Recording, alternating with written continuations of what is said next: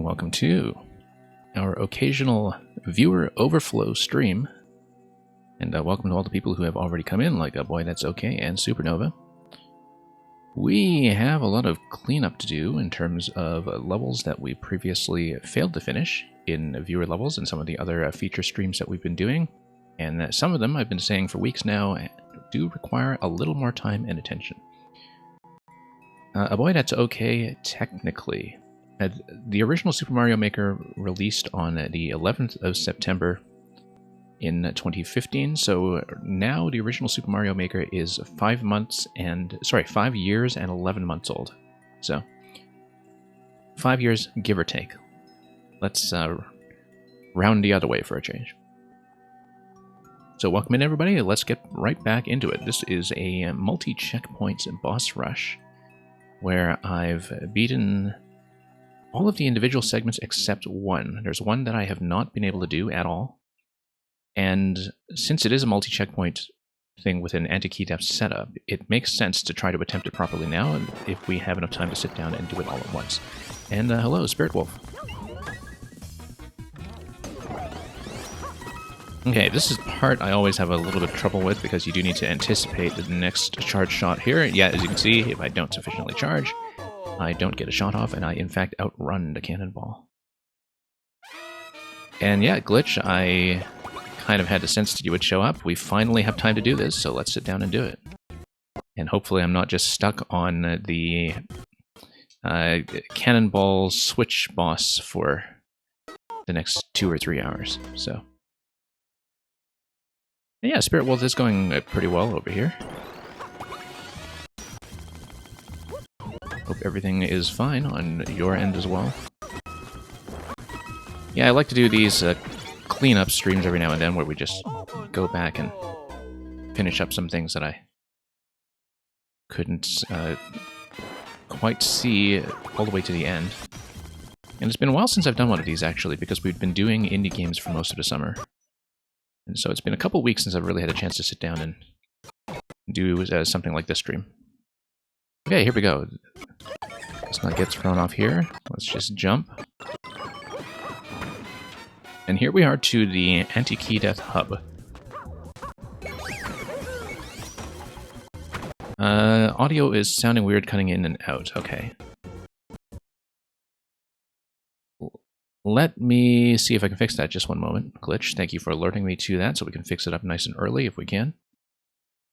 Sometimes it happens very early in the stream. Lately, it's been settling down a bit. Not as bad as usual, but it is sort of a known heat-related issue with my streaming setup that we've been trying to mitigate for quite a while now. And like I said, it's improved somewhat, but maybe not quite enough to be 100% consistent. So yeah, do let me know whenever anything like that happens. Yeah, my mic tends to be fine. This is a problem with our video and audio capture. So thanks for letting me know that things are okay. I hope they continue to be that way. I did see that maybe the music track was blinking out. Let's start with the hardest one. This is the one that is the roadblock to the rest of the level.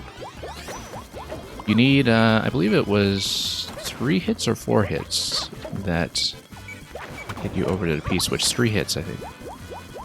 No, 4 hits, actually. Yeah, because I'd previously gone up to 3. So the idea is that you need to fire at the opposite side, and you need to make sure you don't get hit, and you also need to make sure the shot doesn't get obstructed along the way. It is really quite tough because you're not allowed to take a hit, so. Previously, I'd put in some time in this room in roughly half-hour chunks or so, and I have not gotten past it. And yeah, like you were saying, 4 shots. I was reading the setup on the right side with the on-off column where the blaster is going to drop onto the P-switch. And yeah, you told me about the window of opportunity previously. I don't really shoot accurately enough to take advantage of that. So we've gotten relatively close in some past attempts. But as you can see, lots of incoming stuff that we need to dodge. It is, I think, by far the hardest room.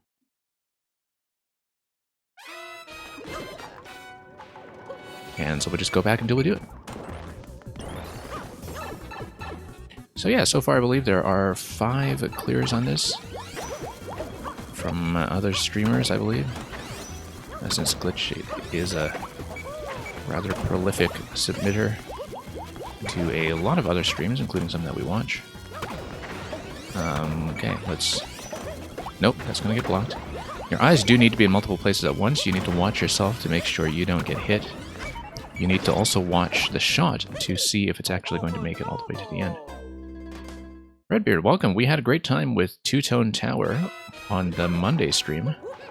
Even if it took me a half an hour of sketching in the editor on stream to see the picture clue at the very end where you fill in all the blocks to spell the message. I thought, okay, this is great, we'll just do it in the editor so we can show all the viewers what the message looks like, and I had no conception of how long it would take. Okay, let's take to death.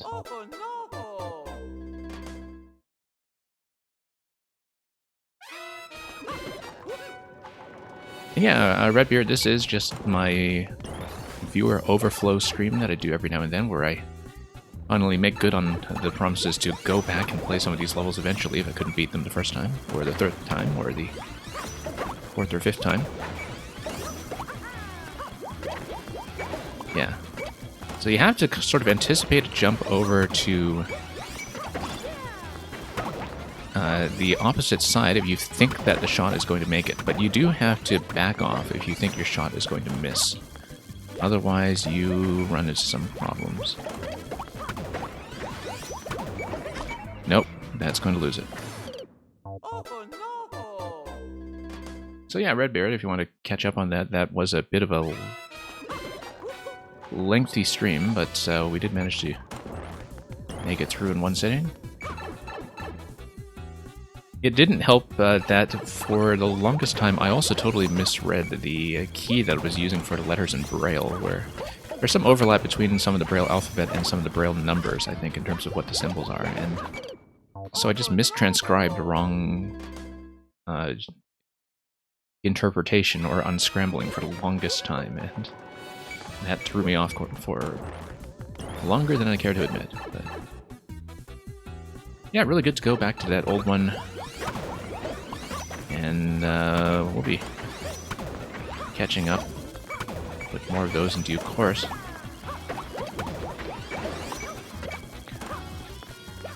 Also mildly embarrassed to say that I didn't actually catch on to the pun in the title, the Two-Tone Tower, until after one of my viewers pointed it out to me. It's very clever, but, you know, and that the aesthetic concept actually matches the solution in its own little way, but I just kind of totally blanked on that until someone drew attention to it. Alright, back we go. Let's do it again. Yeah, I can see the first timing window here somewhat well. That was actually a good timing window. That was about the best shot I've been able to get on this thing. And the setup is pretty much symmetrical, I think. So you just have to do the same thing. It's just that you do need to watch so many moving parts at the same time. Okay. Okay. 2 shots. That's actually cleaner than usual. Now we just need to do the same thing a second time. We just need to do what we just did twice in a row. And we'll be good. Nope. It's potentially going to take a while, but let's see.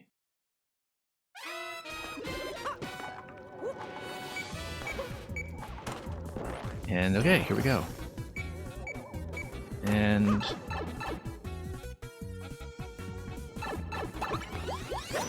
yeah, I'm usually pretty comfortable doing a lot of the escape rooms solo. I know they're kind of generally meant to be more like party experiences.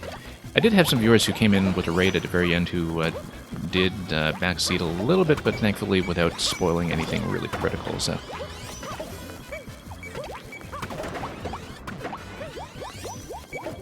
Luckily, I don't think I received an uninvited amount of assistance, shall we say. No, that's not going to go. Nope, going to lose it. Yeah, the synchronization between certain parts here really creates an extremely narrow window.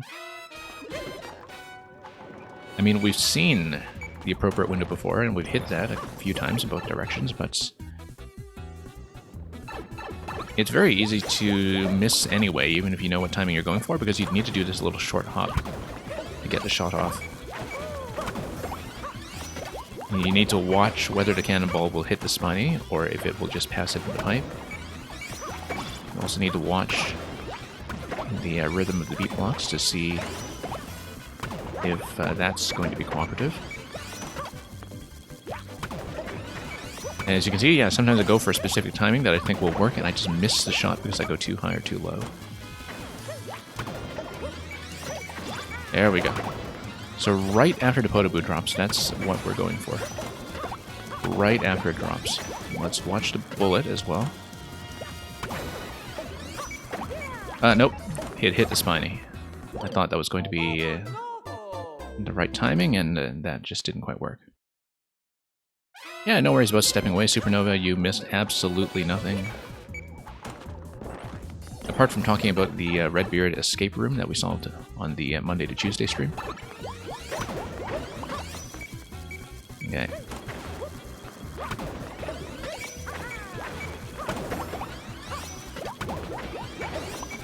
Whoops. Let's redo it.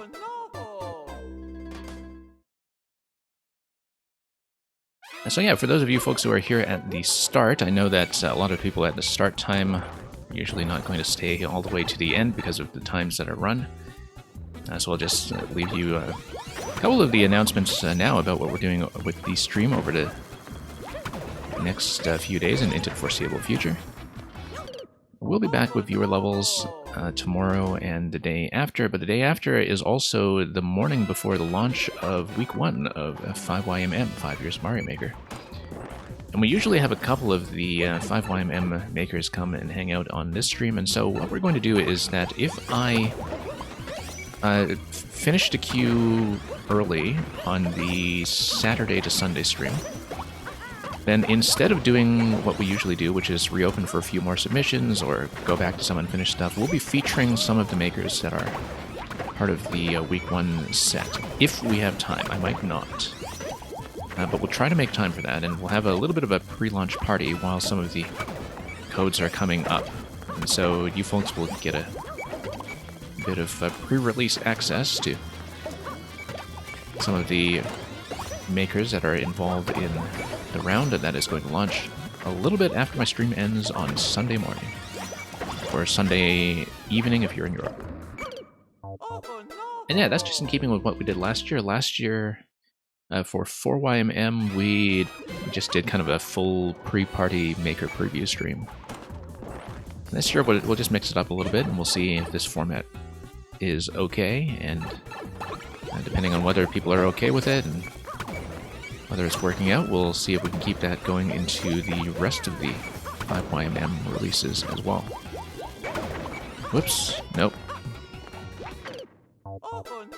Like I was saying, for anybody who has somehow not seen this stage already, I have previously beaten all of the other 3 pipes.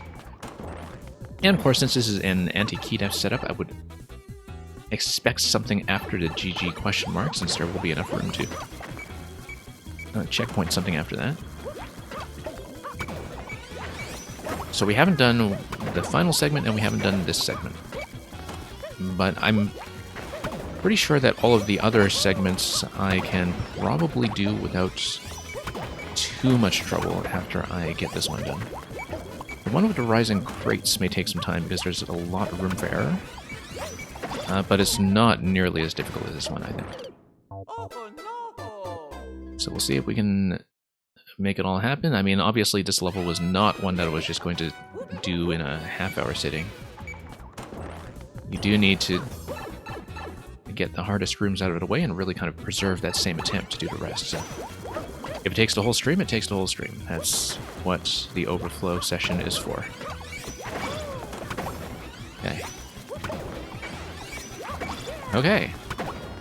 Actually catching a good opportunity here for once. Let's not missed too badly here. Okay, that's 3 shots. Nope. 3 shots, that's the record for this stream so far. We were just 1 shot away from completing it.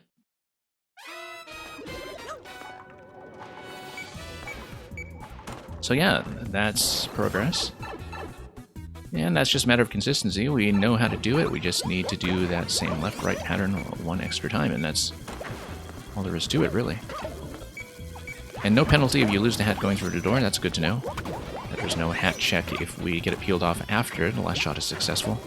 It would be, I think, way too punishing if you didn't relax that little bit there. I know people kind of disagree on terminology sometimes, but when you do have that kind of power-up check after you think you've won and gone through the key door, it is technically kind of an SD lock.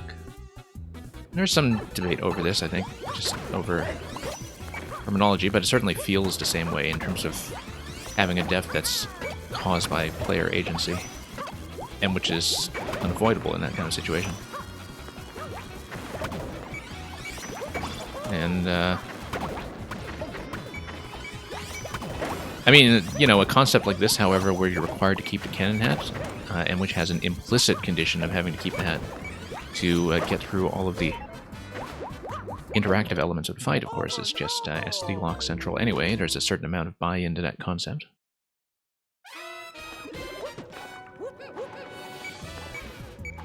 And yeah, Supernova, you can just kind of mentally hear the awe sound effect in your head when that does happen.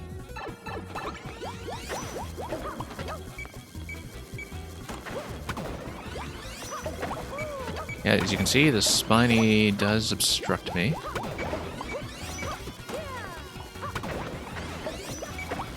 And as you can see, the Spiny is going to obstruct me again. Yeah. There's a very narrow window of opportunity because you need the Spiny to be in the pipe when the shot exits the pipe. But you also need the beat blocks to be open, and so there is a somewhat regular cycle to this, but it's really difficult to spot the timing window, even if you know it and see it coming.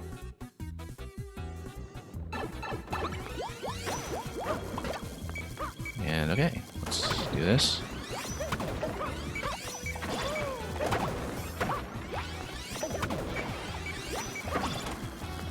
Okay, that's good. Nice clean cycle there. Let's get out of the way, play it safe. Good, that's 3. And that's a miss. If we miss, we should just back off. Play it safely. Through the P-door, and that is it. Okay, got that one done in 20 minutes. That's actually much better than I expected. Much, much better than I expected. So yeah, Prognosis is looking good. Let's do Red Pipe next, because that's going to be the Rising Crates, and that one is the one that is next most challenging. So yeah, quite satisfied with that. Like I said, next most challenging. There was a particular pattern I found last time in terms of when to shoot the fish and when to just jump around. I don't remember what that pattern is, because I last played this probably about 2 weeks ago, but we will find it. Now remember that, you know, this, it's easy to die to a couple of things here, but it's not too painful if you just have a consistent method for how you want to negotiate some of the jumps. There are going to be certain things here that becomes a little bit murderous. Red sheeps are a problem. No, we get squish. And I'm just trying to roll over to the off blocks, but by that point the crates had already pushed me too far, so. Actually a pretty decent attempt, that one. For something fairly early on. Pretty decent attempt so far.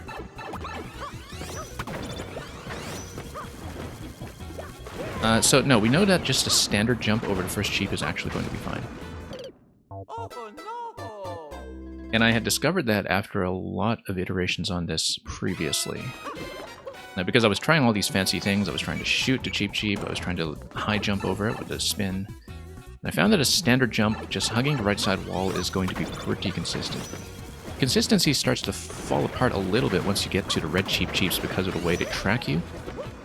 And here I was just a little late on the intended path that I wanted. Let's just keep going with the roll. The roll is going to get zoned out a little bit. So.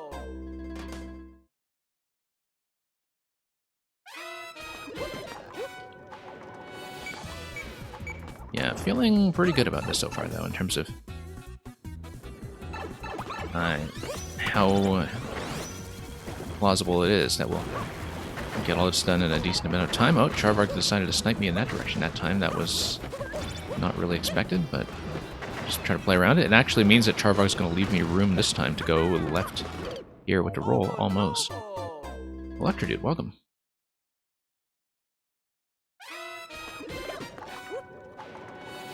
Okay, let's go back. Let's do it.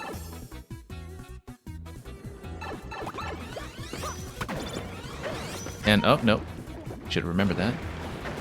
So we probably want to stall enough to kind of guide Charvarg to the left. It's not totally random. There is some kind of positional detection that goes on, I think.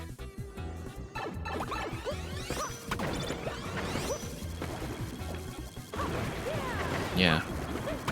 Okay. Okay, good. That's blast radius on the shot there actually worked out in my favor pretty well that time. As did that. Gonna just have just enough room. We probably do want to be shooting the red Cheeps, I think. It does blast some of the blocks out of the way, but that's okay as long as we don't lose everything. But the red Cheeps are just way too much of a problem if they stay alive for any additional cycles. How are the levels going? Electrodude level singular. This is the only one we've been on so far, but I got through the hardest segment fairly quickly. The one that I had spent, you know, about half an hour on here and there in previous streams. I got that done in less than 20 minutes, and so that was good because that one was the biggest question mark in terms of whether I'd be able to do this. Okay, losing that crate there almost killed me. Okay, Cheep Cheep decided to back out on me a little bit sooner than I expected.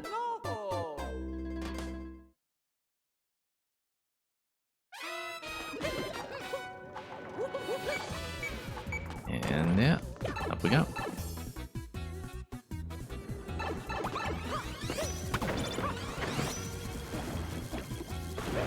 And Charvarg is going to go this way again. Okay, sometimes that's just going to be not quite an RNG death, but definitely something that's a little out of my control with the pattern that I'm doing now. So we'll just make sure we try to drag Charvarg to the left without going too far. I think I can probably control his position if I just make sure... Oh, whoops. Let's not get dunked, though. That is a little bit sudden.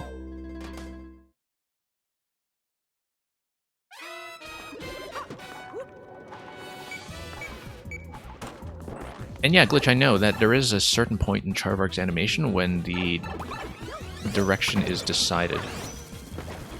As you can see, we could see Charvarg veering left there when he was in lava, and that was the signal, so... Yeah, Charvarg was one of the first things I played with in 3D World when this game came out.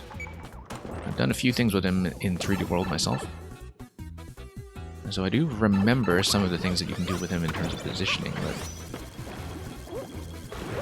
Yeah, as you can see, you could watch Charvarg's eyes, and they were going to go left there, and oh, we got dumped. Okay. Just a little bit too slow coming out of that end that time.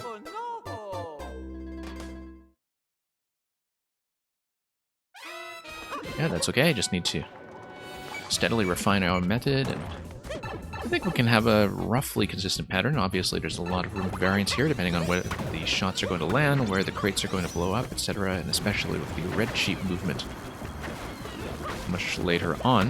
But for the most part, I think we can actually have an approximate pathway that's going to be a somewhat safer approach than the others. You didn't know that when you first made the fight. Yeah, it would be a much worse fight if it actually were totally RNG, I think, because you would just have a certain number of attempts that don't go. Nope, still getting dunked. That's too late in that position. I really can't dwell there for so long. Yeah, Glitch, I see that the level description still says something about early access, but I think you did say this was the final version after you fixed the single block issue that you were running into with the anti-key death. Whatever it was. But I do remember, of course, doing a few runs on the first release as well when you showed up to our stream back in July. Nope, just got zoned out. Is your cheeky way of saying you hope there are no issues? Well, you never know.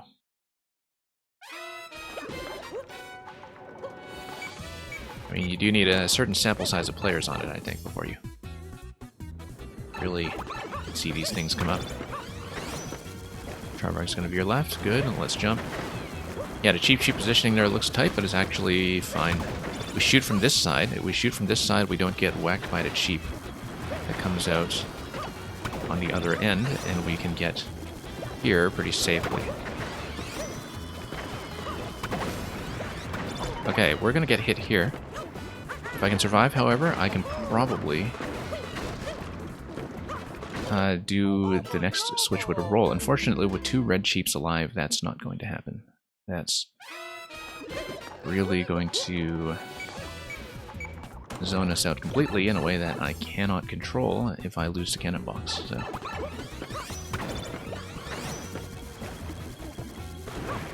Yeah, the red cheeps add a lot of chaos to this. It's responsive to my movement, of course, but I'm losing to that. Doesn't make me feel any better, I can assure you. It's kind of funny that Charvarg is going to be safe in that position. Okay, no, I needed a shot all the way across in this location, and we just got zoned out once again on the left side.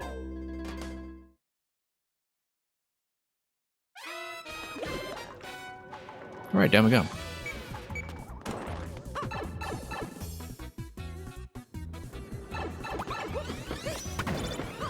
Yeah. We probably shouldn't have blown all that up right away, but let's just make our way up slowly and... Okay, that's going to work somewhat. Can't believe that worked. Can't believe that worked either. Okay, there is a star there. We grab that off Charvarg, and that's it. Somewhat of a miracle run, considering how much space we sort of accidentally created along the way. Alright, that's 2 doors down. We're at the half-hour mark. This is going quite well.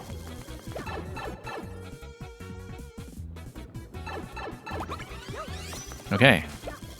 No, I remember that I did this a little differently than is actually intended in terms of skipping certain locations to accelerate the climb. I don't remember what my sort of personal preferred path was, but we'll just try to find that with some refinement here over time. Yeah, no, you have to do that because you take advantage of the 1 block of blast radius on a cannon shot in order to get over the switches while you jump, so... But yeah, I remember it was on one of these sequences I decided to just skip that and do it my own way. No, not like that, of course. You would need to turn around and fire a shot to the left. Probably better to just do it the prescribed way at that first location. So we'll just go back and see if we can tidy that up. I remember this was the room that I had the least trouble with. Nope, I was trying to fire right. We just didn't turn in time. That's okay.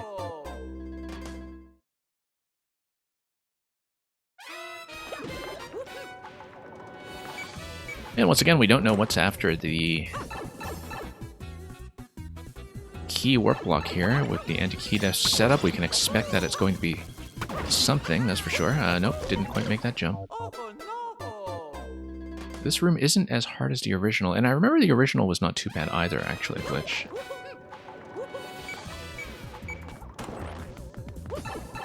I remember I didn't wipe out on it quite as much as I have with some of your other fights in the past. Okay. Okay, that's fine. We didn't accidentally double shot that, because that would have been terrible.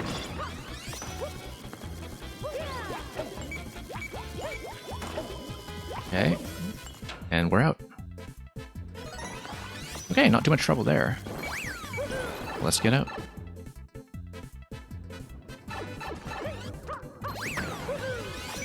We'll recycle our way through. And let's do green. Okay, this one is just...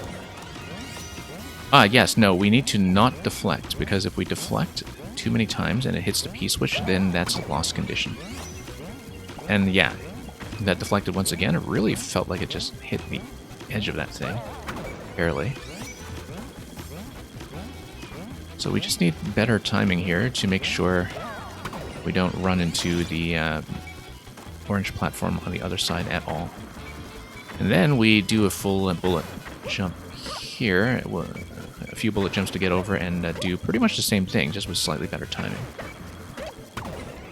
And that's going to deflect, and we're going to lose.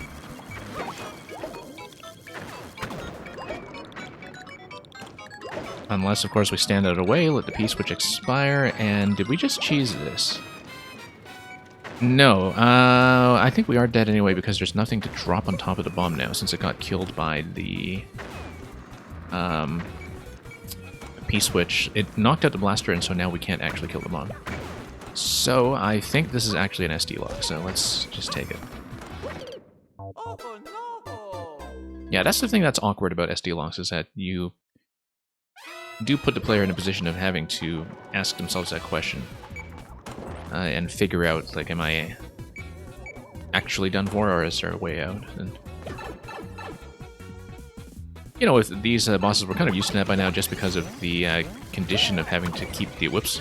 The condition of having to keep the cannon box is something that's, as I said, just kind of SD lock central by itself, but... yeah, definitely kind of a weird slot here. Glad you picked it up as a quality check anyway, so you can't just win trivially. Okay, same idea here, and it's the same kind of cycle, so we'll just wait. I feel like this is one of the easier ones as well, so we've got lots of control here. Just need to not die like that from an unexpected bounce. Okay. Let's go back and do it again.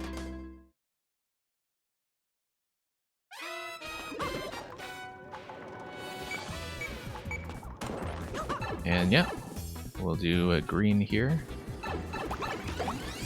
And the first boss, yes, I believe that was... Yeah, I remember this one in its original environment as well, if that's what you're saying. Okay, this is going to hit, good. No, that would not have hit anyway, that's fine. Let's just wait for the next cycle here and just not fall into the creeper. There we go. And we fell to the left, okay. Overcompensated for that slightly. Let's just go back and redo it.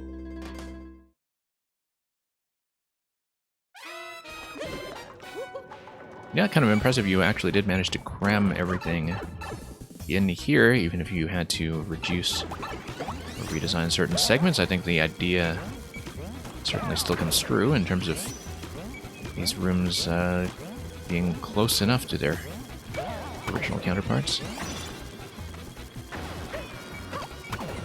Okay, 2 hits here. Nope, that's going to be a miss. We just need to watch out and not overcommit to a miss. And that should be fine. Now... Nope, let's just wait. We have plenty of opportunities here. We'll just wait for a better one. Good. That should do it. Nope, that's not going to do it. Nope, and oh, how do we lose that? That was just Bit of an unexpected hit there. That's okay. Alright. Let's go back down.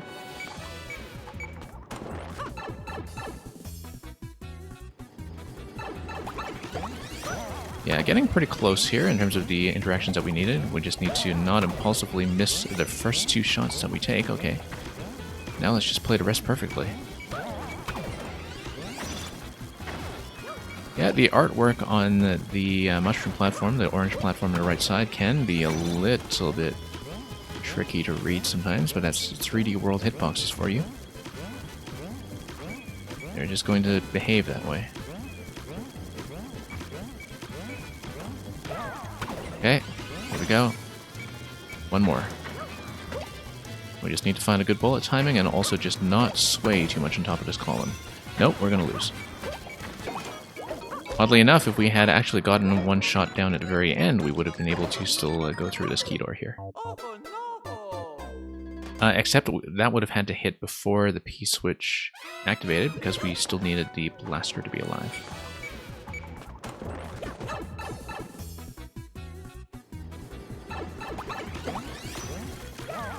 Okay, let's watch this. It's a little patiently right here. Okay, great.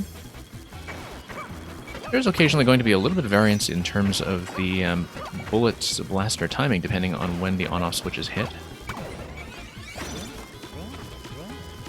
Sometimes the window of opportunity is a little bit narrow on that, but on a shot where you jump off the bullet. Okay, let's just wait. No, let's just wait. Just need to wait for a particular cycle to... Nope, not quite. Yeah, as you can see, the last shot here can be a little bit difficult to spot just because of that variation in bullet timing. But that's going to drop, and we are through, and we get to see whatever comes after the warp block, so... Okay, making good time. Let's blow this up on the left side. Yeah, I guess that is a cannon hat check, although I guess you take the death here if you don't have a cannon box, and you just reset here for some reason if you have lost the ability to hit the on-off switch at that point. I don't know how I feel about that. That seemed like it's just sort of an extra death for the sake of taking a death. But let's move up here and see how things go. Okay. Well, Supernova, you should recognize this subgenre. It's a dragon boss. It's going to stick its tongue out at you. And okay, Anti-Key is going to lock you off from the main segment, just to avoid any confusion. And then we want to hit the on-off switch while it's available, probably. And then get back on a track block if these things all get out of the way. Okay. So I haven't yet really taken a look at what the on-off switch there is going to do for me. I haven't quite read the whole room yet, that's the current issue, but as you can see, there is a timed activation that makes it available, and it stops the track block, which is going to put me over here, and I'm going to get squished. Okay. It's a Mecha Meowser. He punches you. It really does look like he's sticking his tongue out at you, though. But maybe I'm not quite reading your artwork quite the same way. And yeah, the earlier we hit it, the better in terms of having a good track block position to work with. Okay. Now, do I just hit the on-off switch over and over, or is there another interaction that I should be looking at? I don't have time to actually read the room. That's the issue here. I clearly need to look for a P-switch interaction, because the P-switch is going to blow up Meowser in that central compartment, but I haven't actually read how that's going to happen yet. And of course, the P-switch is also going to give you a P-door. But I don't see the P-switch. And I'm just trying to see what's going on with the on-off switching that I'm doing here. Okay.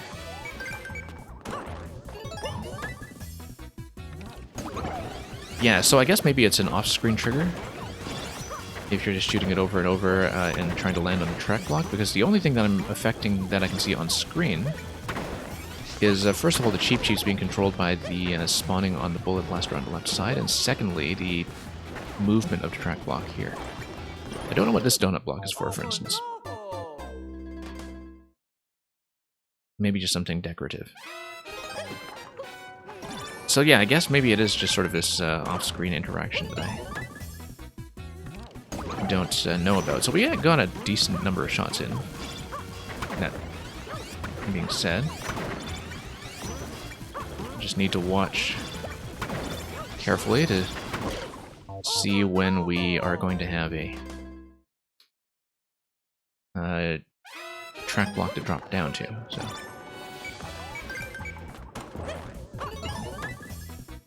Alright, let's do this again. And, yeah, Green Cheep is going to do its job over here. And then we just grab that quickly.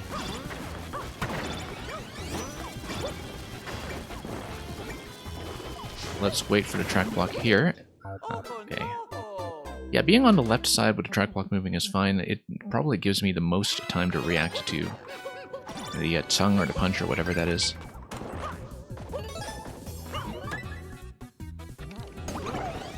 And yeah, Supernova is true that apart from the first shot, which I can predict pretty well, I'm usually watching so many other things in the level that I am kind of getting around it by accident almost, just by jumping around a lot. So we'll see if it is actually doable that way. I mean, it seems like I can never really remain down low for very long.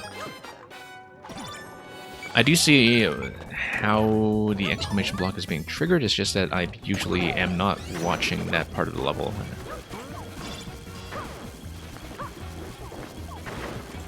Because, yeah, it's going to be instant hit from the red blaster that is in the bottom right.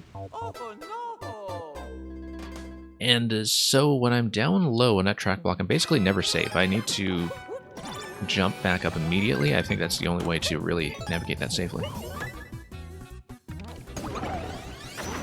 Okay.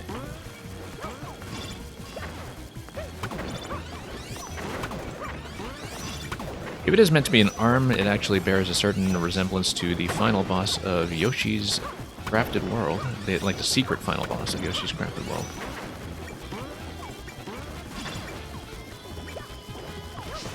Okay. Yeah, as you can see, jump instantly and you're okay. But you do need to jump instantly. You just do not have the option of staying down low. I accidentally hit the icicle while going for that shot. Let's just take this here. I do wonder if you can get on that conveyor and just roll into the on-off a few times. But I think Bowser Fire would probably have a word with you about that. And just zone you out pretty quickly, so...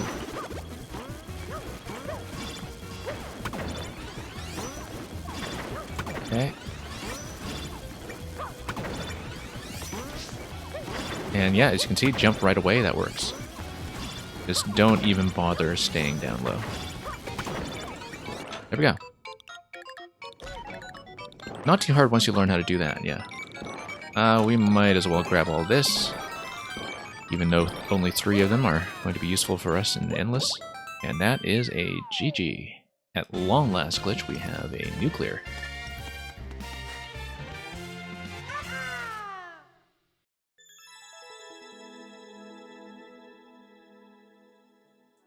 So, thank you for the GGs.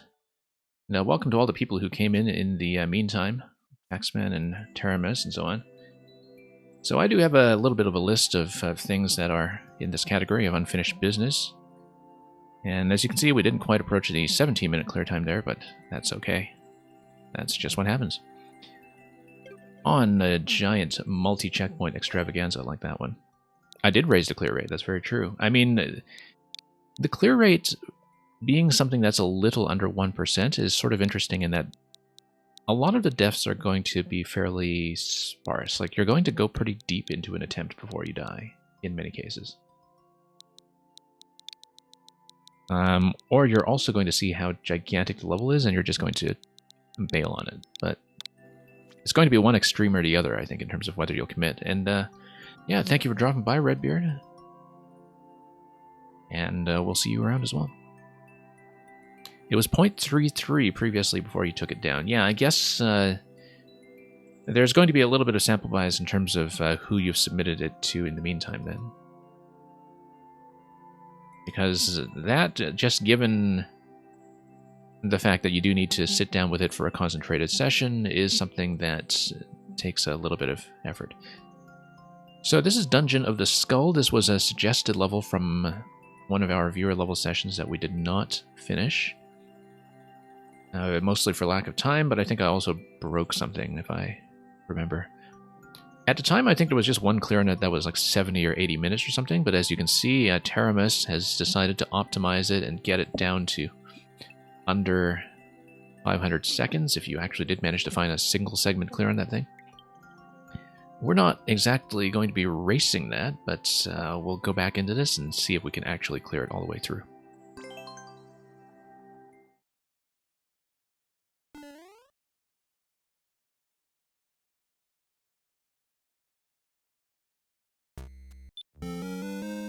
Okay, Master Sword, and then, yeah, this was something really opaque, where you just needed to move an off-screen mole or something by facing a certain way. And then something spawns and gets you upstairs. I actually never really understood this, I think. I assumed it was an off-screen mole. And then you just face, and then face, right? Even the clear check time is near 8 minutes. Yeah, that, like I said, we're not racing that. What even is this then? Hang on here. Right? Maybe we just go right, left, right. And yeah, okay, so Supernova, you've seen this one as well then.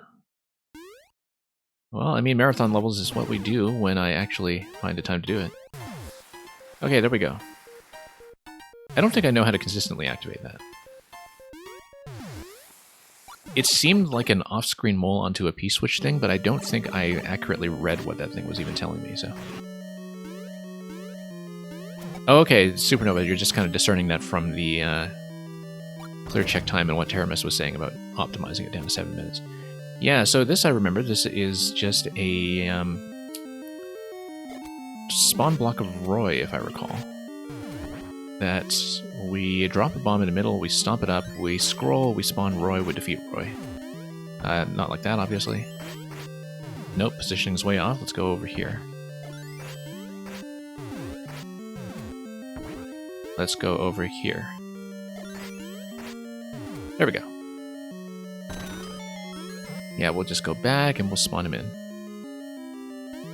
This creator's trademark appears to be extremely long puzzle exploration levels. Yeah, I actually feel like we don't see enough of those.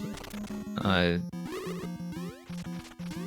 mean, this one, I wasn't through the whole way and didn't really know what to make of it just yet, but I feel like, I've talked about this a lot, but a lot of that kind of level has dropped out since Maker 1. And I think part of it is just the meta here on Twitch as well, in terms of which kinds of levels get properly shown off to completion. And I think this kind of level has a relative disadvantage in terms of, you know, not really being something that's well suited for a standard viewer level experience, especially among people who enforce a much harder time limit. Ah yeah, this is just a race segment. It took me a long time to read this room properly. But you just need to race the bumper. And these, I tried destroying them before, but they're all vines, they just respawn. So yeah, this is just dashing and racing this guy over here. No, you need to jump to avoid the conveyor belt. Okay, there we go. Yeah, and Supernova, I of course find that unfortunate because that's exactly the kind of level I do like. And part of the issue, of course, is that you need to filter out the ones that are actually decent. And, you know, you're not really going to do that in a viewer level setting either. You don't want to take up too much time with a really bad marathon level that's just poorly designed in terms of, you know, getting you off from checkpoints with something very unreliable, or something like that. This is not an official announcement, but just so you folks are aware, we had been talking in previous streams about doing eventually some kind of contest for this channel. And I was thinking about some kind of theme for a contest. I have nothing to announce so far, but I will let you know that one thing that I'm considering is actually something like a marathon level contest. Just to incentivize good levels that are built in that format. I don't know if we'll actually do that, but I'll make sure there's a very, very generous deadline for that. Like on a scale of several months, so you can actually put something together that's, you know, a gigantic experience. I'm trying to remember what to do with this guy. I mean, that block drops a vine. And I remember breaking this. Like, I did something to totally break this. And yeah, I won't be doing that for some time. It might be something closer to the end of the year. But just so you know, like that's one theme that I am kind of considering doing. I think we need to jump up and tap the block on the side when it is...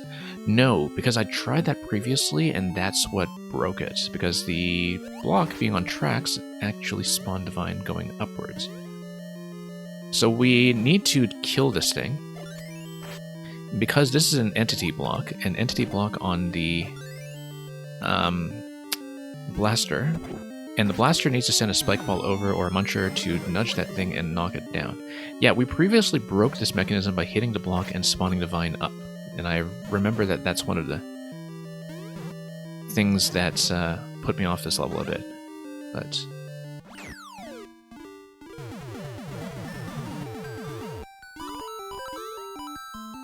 But yeah, we'll do that, and...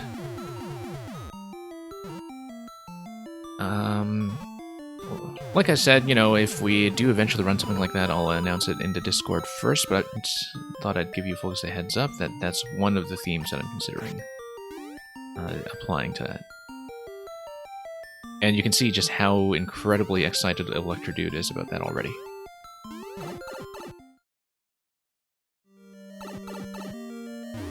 And, yeah, Supernova, if you've never played a Minibar's Prince of Persia level, that's actually a really good example of the form as well. And like I said, it seemed like that sort of thing was way more popular back in Maker 1. And I remember, and a bunch of you have heard me talk about this before, but I remember that very early on in Maker 1, because we didn't have checkpoints yet, people would be doing NES-style passcode systems and using that to gate Metroid-style item progression. And it was really interesting to watch that. We need an arrow shot on something, don't we? I thought it was going to be a bump on this guy. Yeah, we need to bump the fire over to the left to dismount the cannon. Once we dismount the cannon, we'll be in good shape. But we need to do it from up here. Hence the P block marker. So let's go up and do that. And yeah, there we go. And then I remember something about this diagonal shot here on that bomb.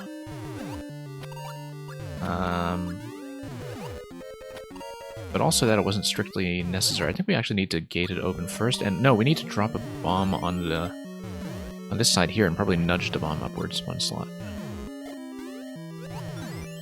No, not like that.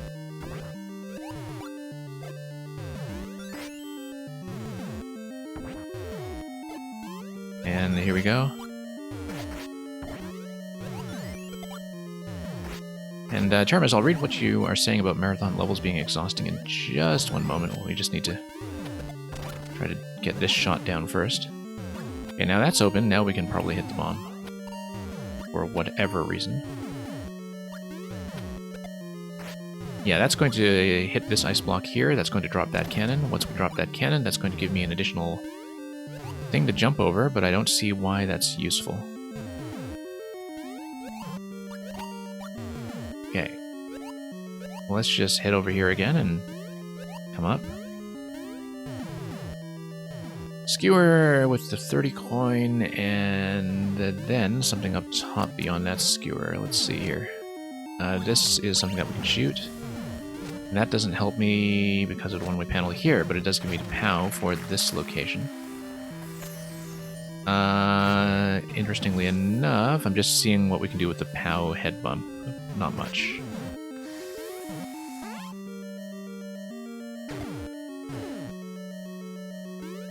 And yeah, Terminus, I think that's something that's definitely a bit of an acquired taste. Like, if you're somebody who's an experienced Metroid player, you're very used to that. And sometimes I think maybe it's just a mismatch with the audience in some ways, that a Mario audience, particularly a much more linearly minded Mario audience, would have much more trouble with that in terms of needing a sense of direction. There was recently one maker that I was playtesting for, and I'm not going to embarrass them by naming them, because they're a really good designer of hard platformers. But also like a really linearly minded designer of hard platformers who just does not do any kind of navigation in games, just wants to get straight to the end, doesn't want to do optional content or any of that. And I remember them saying that like they were totally getting lost in Celeste, which I thought was incredible because, you know, Celeste is just really linear, room-by-room game. But that just kind of tells you what a divergence in mindset is. Like, this guy was a really skilled platformer player, but just had zero patience for any kind of navigation whatsoever, such that, you know, that bit in Chapter 2 where you're zipping around those black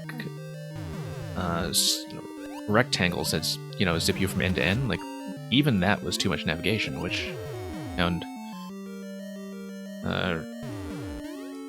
quite a radical perspective in some ways, because, you know, nobody tell this guy about Hollow Knight, right? Just as a point of reference. And Nuka Kaza and Swedish Fish, it's going alright.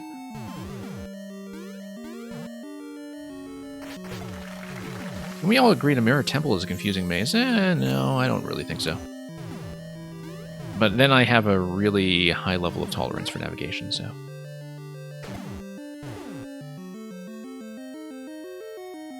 And yeah, Paxman, I think you know what I'm talking about. That also blew my mind, but the thing is, if you kind of know what his mentality is like as a designer, then it's like, okay, if there's one guy who's going to say this, it's going to be him. And, okay, so I remember that this was... Yeah, you can ride the Buzzy up in either direction. You can also bump the Buzzy if you want to. Well, I mean, that's not going to be it. We can bump it to the left side, though. I remember on previously playing this that we actually did manage to get to the bottom level by kicking a Buzzy down and destroying some blocks. But I did this first for some reason that I can't remember. I also seem to remember that there's actually a muncher in this thing, which I found totally incomprehensible. Oh no, it's a vine, okay. The vine is supposed to take me up. Never mind that, then. Okay, we hit this, we kick this. No, we drop the icicle and then we kick it. Drop the icicle first. Aegis Cook, welcome. And yeah, Glitch, we have discovered some locks in this level previously, actually, the last time I played it. It's definitely not totally polished. But then a lot of levels of the Scale of Ambition, you know, they require a lot of playtesting to pick up on that stuff.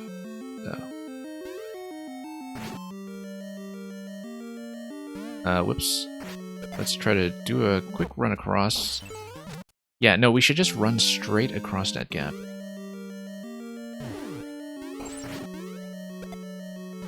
And there we go. That goes down.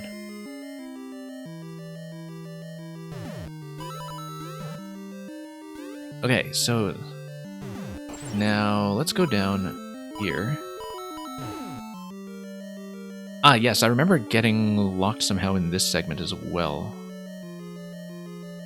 Because, right, you needed to hit the track up top because it's going to drop down here, and then, yeah, that's what's giving us this platform right now, so we actually did that in advance. The blaster is able to push me down. Notice the ground block that's on the bottom left, or rather on the left side of the bumper here. It can push you in a certain way that allows you to go right. That doesn't actually help me with the muncher. And so I hadn't actually figured out what to do with the muncher here unless we have a way to escort a POW down or something. And I don't see that yet. We could always be required to have a Shelmet here to bump the Muncher. That looks like it's something that could be part of this, but I don't see where that's going just yet.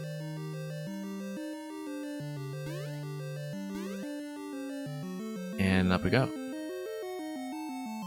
And yeah, Supernova, that's very true of puzzles especially. I think puzzle players kind of know that by now, and puzzle creators, you know, they have to go through a lot of iterations. You can tell that with troll levels especially, in fact. Like, one thing that you have to give troll creators, the knowledgeable ones, a lot of credit for is that they are specifically testing against, you know, all kinds of counterintuitive behaviors that are encouraging. So, let's see here. We know Shelmet works. We know that loading some additional object on top of the blaster would also work if something is applicable. I would theoretically be able to send another shell down here, I think, because now it would deflect off this blaster. Instead of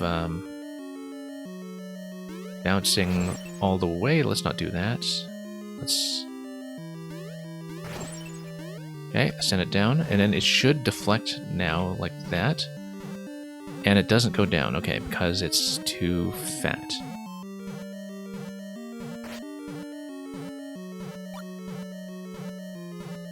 Bomb isn't quite enough to nudge this. Let's see, tap this. I don't know if there's something you can tap to like spawn a spring or something, or... Yeah, well, I mean, we can try to get bumped down this way. And we know that's not going to do anything, but is there maybe some way to get around that Muncher hitbox and grab the key? Also note the one-way panel. Yeah, one-way panel actually tells me that this cannot be lifted.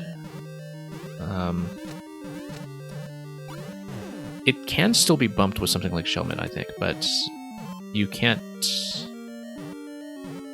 just have an object passively lift it, as far as I'm aware.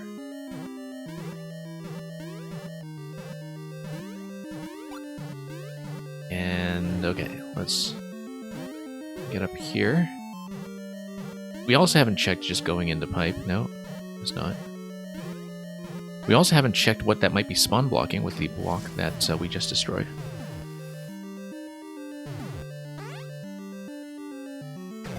And Hyperion Smokestack, welcome.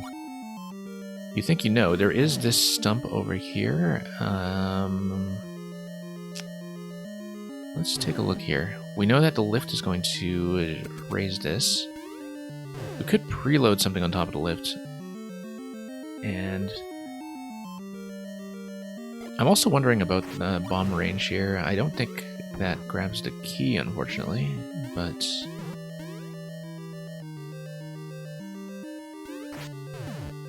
Let's think about this for a moment, because we're going to time out here, and welcome Lola. I keep thinking of your name as Lola, but you have yet to correct me on that, so... Anyway, we won't have time to do the Buzzy interaction, but that's how you drop the track on the top left. From there, I don't know quite what to do here, but... I don't think we have a different room to progress to that's going to give me a Shelmet, though. Because that would be one thing to look for. And... Okay, here we go. Let's let this drop. That's going to go as before. Luckily we have lots of sword refreshes to work with.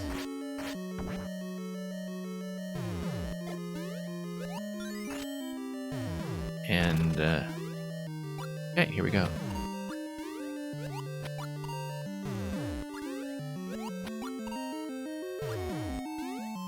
I actually don't remember the purpose of this as well. I think we hadn't established that. I mean, it gives you more platforms to jump on, but does not appear to be that helpful yet, actually. So, we'll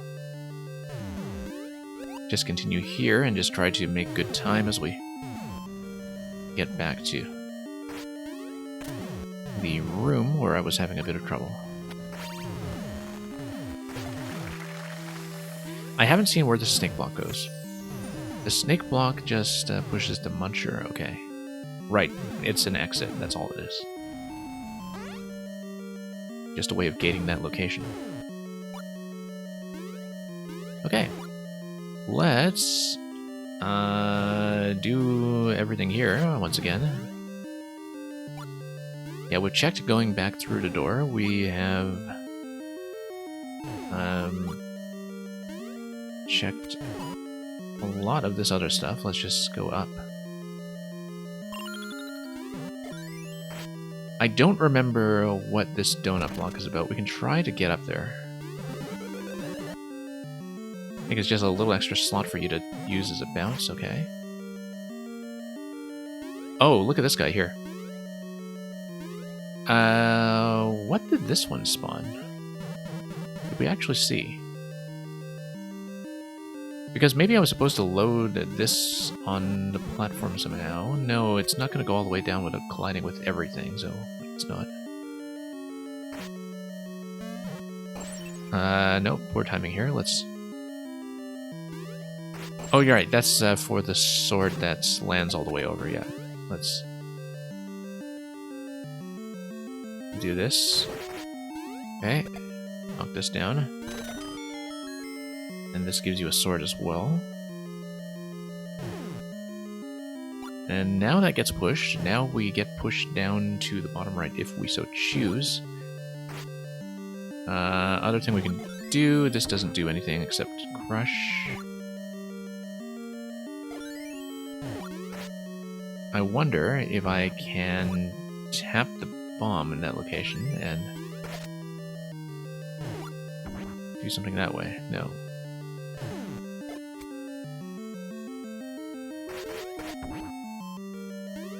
Yeah, I don't think bomb activation is going to do the trick over here, but I'm thinking about what else we can possibly manipulate.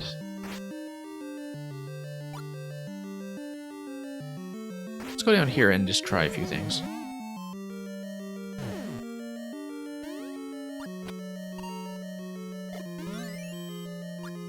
And hey, Funk, welcome. So yeah, this thing here, just a bit of a mystery to me right now.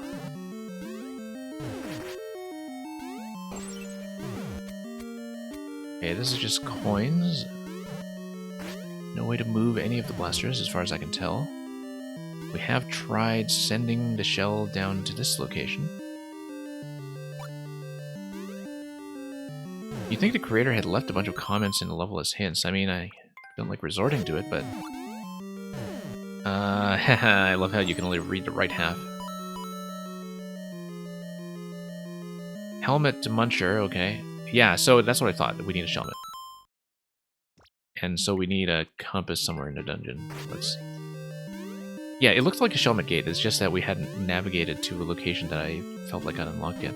One thing we hadn't taken into account was just the fact that we have changed the on-off state, and we hadn't tried to go back to previous rooms with that yet. And that's something we really should have considered much earlier. So I see that this on the right now actually blocks off the on-off switch over there, which is interesting. We are in the same on-off state as when we eventually, or it originally came in, though, so I guess right now... Yeah, we'll see. And Ubiquitous Swedish Fish, that's a very good comparison, yes. Just reading that little guidance. I was also looking at here to see if we could potentially... I mean, we don't have SMB2, so we can't just sail into a pipe over one of these, but... No invisible block there, okay. Maybe no way to do this do anything with the snake blocks there as well. I think they just keep things loaded. And yeah, Funked, I think it was very helpful with your super world that things in the various solutions just kind of fed into each other. I actually think that's the kind of thing that's more doable in one sitting. Like if you take a look at the world one with the Thwomp puzzle, I think it's much more understandable as a set, rather than just going into chapter 4 or 5 totally cold. We have Pow over here. We have a skull over here. Oh, you know what? Look at this location here. This pipe we haven't interacted with, and if we look at our location... No, that just dispenses a sword, okay. So it says something about the left eye, which indicates to me that maybe there is some way to get through this guy here. But right now we don't actually have a way to revert the state back to on, do we? We're just stuck with off. As far as I can tell, we're stuck with off. Okay, let's bomb this. I think it's ground there, but let's check. Oh, hey, look at that. It's not ground. And it's also not a bomb shoe. Let's just do a nice good throw here. Come on. Nope. And just sink that thing over the slope. Nope, not with the bump there either. Nope. Just trying to find a good way to throw it. You do need to be right next to it, but... This is highly specific. Maybe I do need to give it a bit of an arrow tap as I'm throwing it. Or not. Okay. Well, at least we know what we're looking for.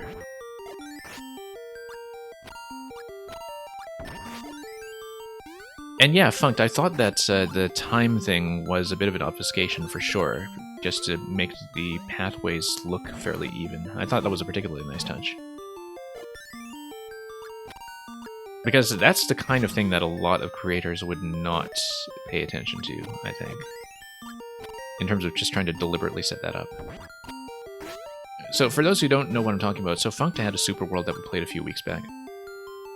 And each world in it had a series of related puzzles that were all kind of using the same layout but with a different randomized element that would spawn at the beginning.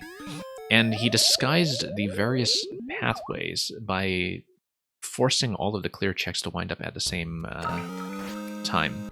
So you couldn't just tell what was supposed to be the easy solution and what was supposed to be the hard one. Anyway, we know there's a bomb spot here now. That's important.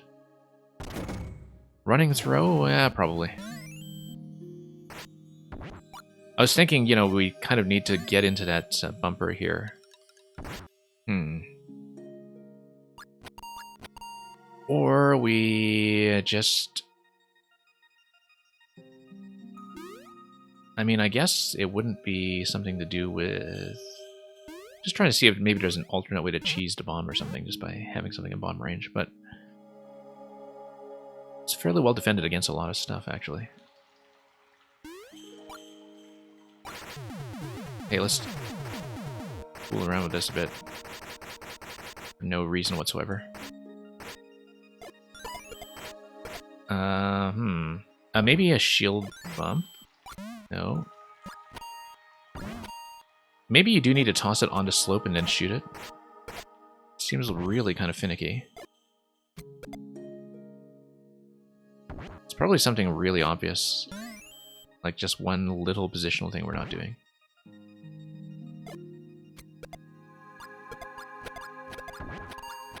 That almost seemed like it would be it.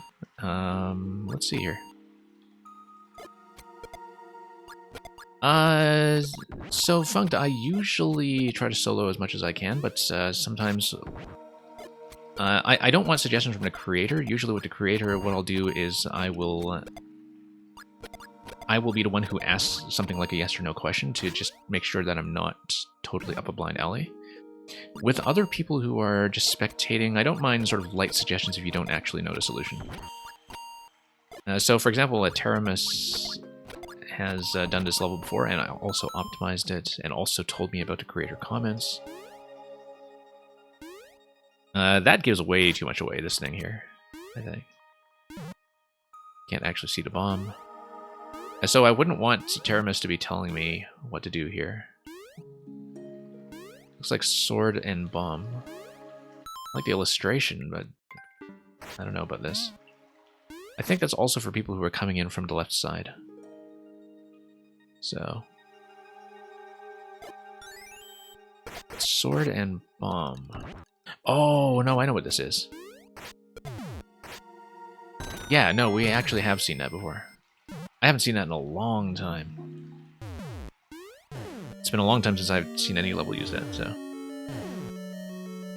But yeah, no, I've done that in actually more platforming-oriented levels before. This looks like, yeah, it's kind of a particular sequence that we need in order to dispense the Shelmet. And so maybe I need to respawn everything here if I'm out of sequence, unless it just works. I think this is a sequence puzzle, so let's respawn into it. Yeah, reset, as we expected. And yeah, Hyperion, that's pretty much an apt description of how things go here. There is kind of a 1, 2, 3, 4 to it. Did we originally do it out of order? I don't know.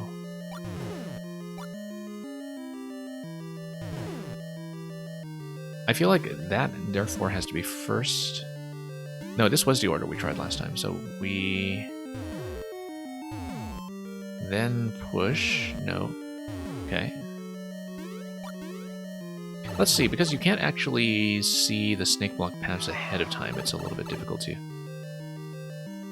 see what's going on. But if you know how snake blocks are laid out in the editor, you actually do get a little bit of context for where they could possibly go.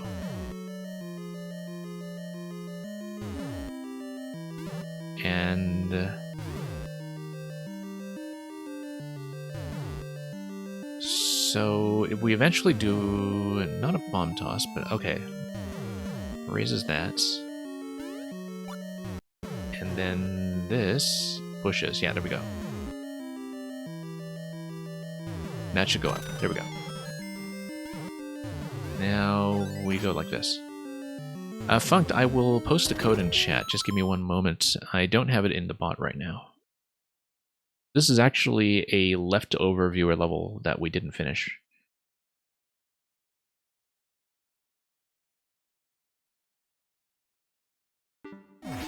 Yeah, I always do have the codes available for anything I'm doing on the feature streams. Sometimes just maker codes, but this one I did have the level ID handy. Okay, so we do need a P-switch activation here in order to drop the spring so that we can go through this door by standing on top of it. In order to do that, looks like something is... okay, never mind. It looks like that's probably just a spawn block that will just come back here and reload.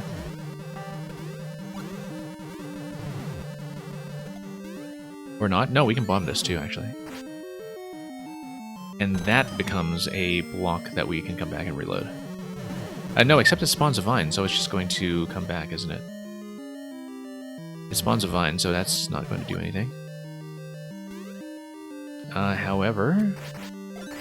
okay, good, good. That activates a mole, and then we run it over.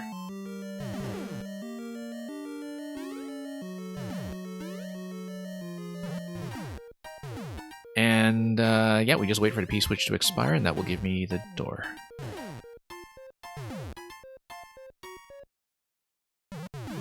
Okay, through we go.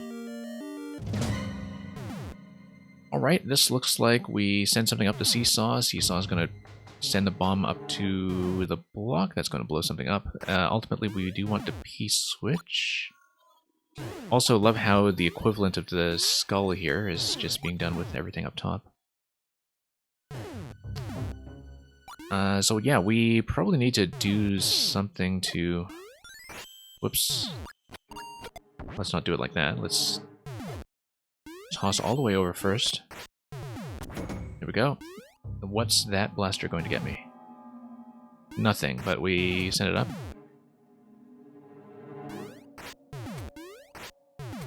And send it up twice. That's going to cover the skull raft, though. And if it covers the skull raft, I think... Is that a problem? Because I thought maybe we would need to activate the skull raft in order to get it to sail to different locations and eventually to this location to get out, right?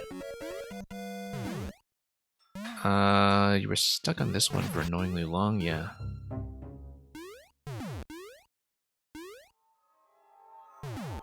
It does kind of look like I broke it. I did find a soft lock. You know what?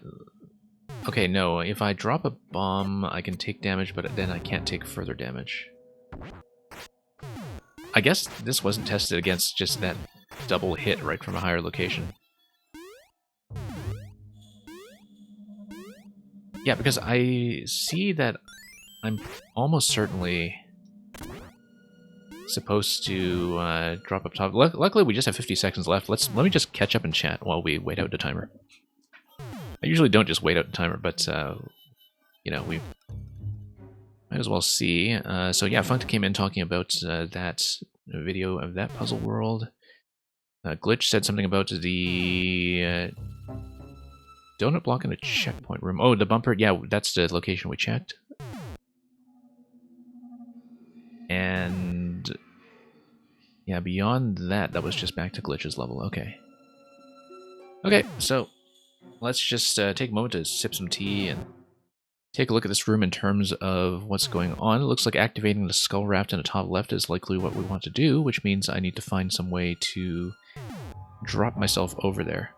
I think the drop of the blaster on top of the seesaw is supposed to launch me. If it launches me up, then I can go up to the top left corner and then we sit on that thing. And yeah, Glitch, really glad you could stay long enough to see the win, and moreover, that I could do your level quickly enough to actually show that off. Okay. And nope. No one tile radius for me here. And okay, we didn't die to that. What did I do here again? It was 2, 4, 3, 1 or something?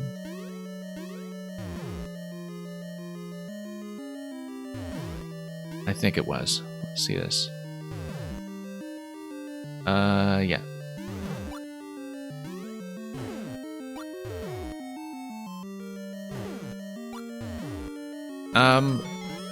Yeah, Supernova, if there is a particular timing to lose the bomb and have a bomb spawn sort of in that frame before you are dead. Like, I don't know if you're talking about using a second bomb to blow yourself up once you've already hit yourself with a first. I just don't know the timing for it. It seems like it is theoretically doable. I just don't know it. And sorry about that, Supernova. Let me permit you. I forgot that your sub privilege has expired.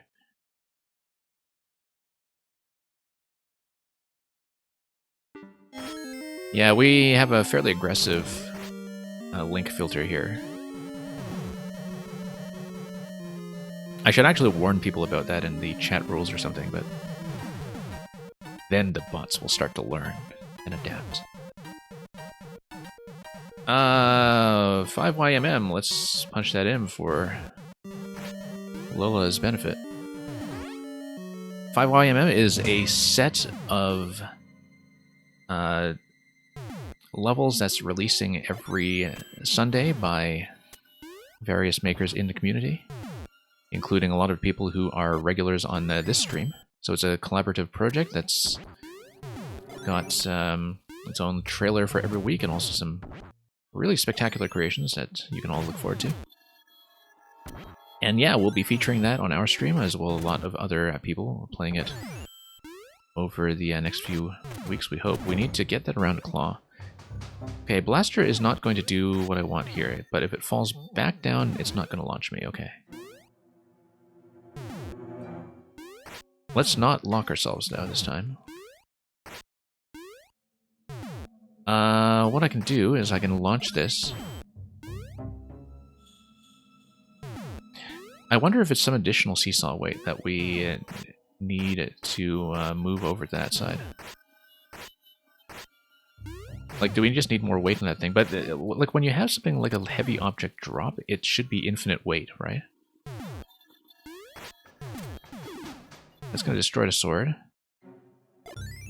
The bomb's not going to do anything for me, I don't think.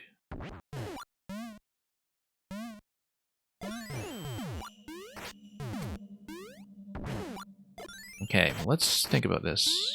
We have 300 seconds to think about this before we run into issues. So it seems like the Skull Raft is going to go a certain way. I need to get up there myself, though. In order to do that, I would need to get pushed to the left. One way to push myself to the left is if I have this come down on the seesaw. I said on the seesaw. Oh, did we break it again? We can probably put some weight on it here. Don't tell me I broke it again. Let's see how to do this.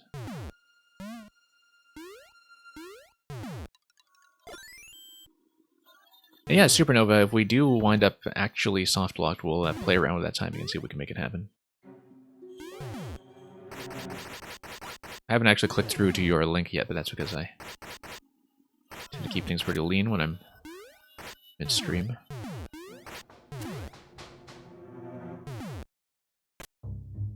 Let's see here.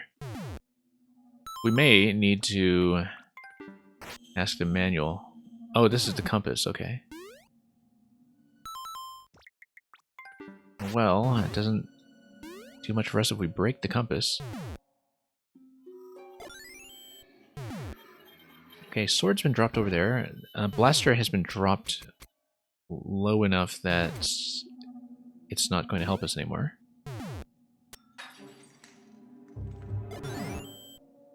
And now we don't really have much seesaw weight to work with on that side, do we? Because ideally I'd want this thing to be weighed down and then I'd want to jump up. Which I feel like we had the opportunity to do earlier if we just had the blaster drop naturally, like just stand on this thing and jump up, right? But we may or may not have broken something again. Okay. Sword's gonna sit on top there. Just trying to think about whether I can, for instance... Like, there's probably a particular timing that allows me to slip bomb on top of this guy here. Also notice that now that we've put the sword all the way up here, I'm definitely dead if I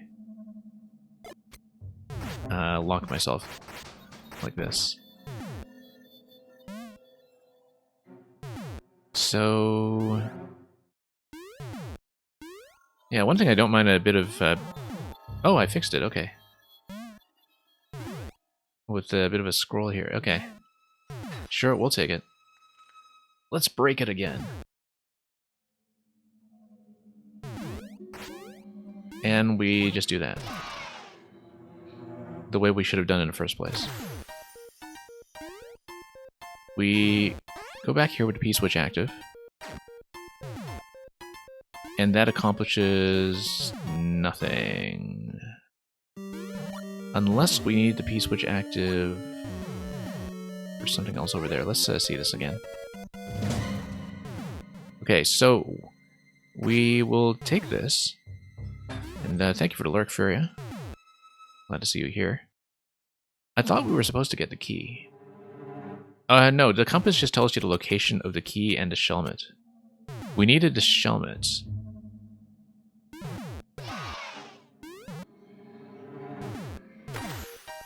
And yeah, unbroke Supernova is when you're sitting on plenty of budget remaining. Let's just speed over here with the P-switch. Okay, that gates you off. That doesn't accomplish much. Yes, it does. It gets you through here. Okay, that's what the P-switch does. So now we know. We'll have to redo some of this stuff, but at least that interaction is fairly easy to reproduce. Okay, this looks like it's not going to be what I'm trying here.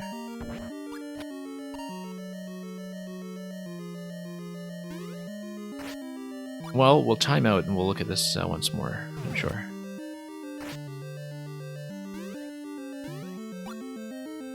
And Hyperion, I don't think the bot will actually block that. I don't really have any kind of vulgarity filter. In fact, I should actually run my dictionary bot. It's not actually a P-switch that opens the path. Rather, it's activating the skull raft in a compass room. Okay, so I didn't actually need to erase that. Yeah, I guess I haven't been paying attention to how this is structured in terms of how the rooms are stacked together.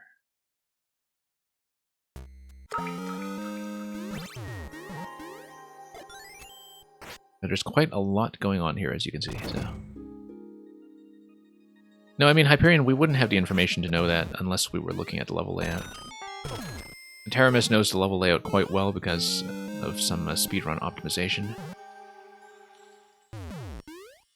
But I definitely wasn't able to tell that visually. I guess there was that muncher bump that was on the top left, and I guess that's probably the thing that did it, maybe.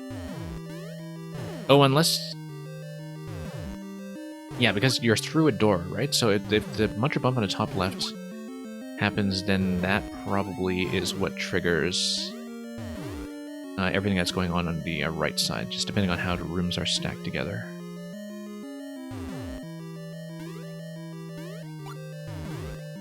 And, okay. Here we go.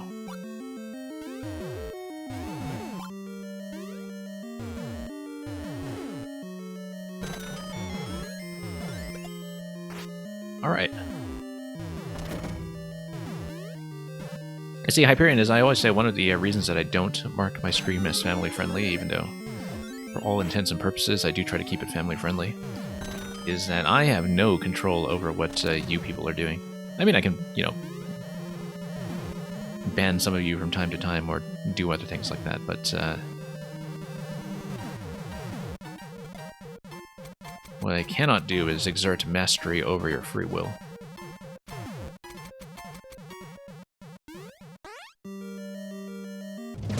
Okay.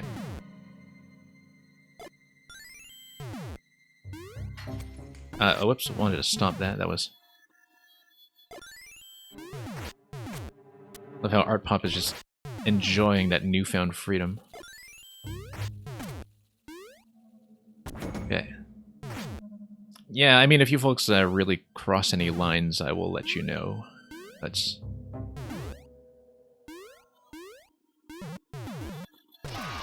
Main thing is that, you know, if people are really uncomfortable, then don't do whatever it is you're doing, but for the most part, we're pretty lax about moderation here. Yeah, and so it's the muncher on the top left. The muncher on the top left is what's linked to the blaster column, I think, on the right side of this room. So our target right now is that we still need a Shelmet, and we know that the Shelmet should be on the right side because the compass room told us that. Okay, so we now need to do something here. The Pokey dies if we shoot it. I don't know if we should be killing it. This P block here that's on this side as well is kind of interesting.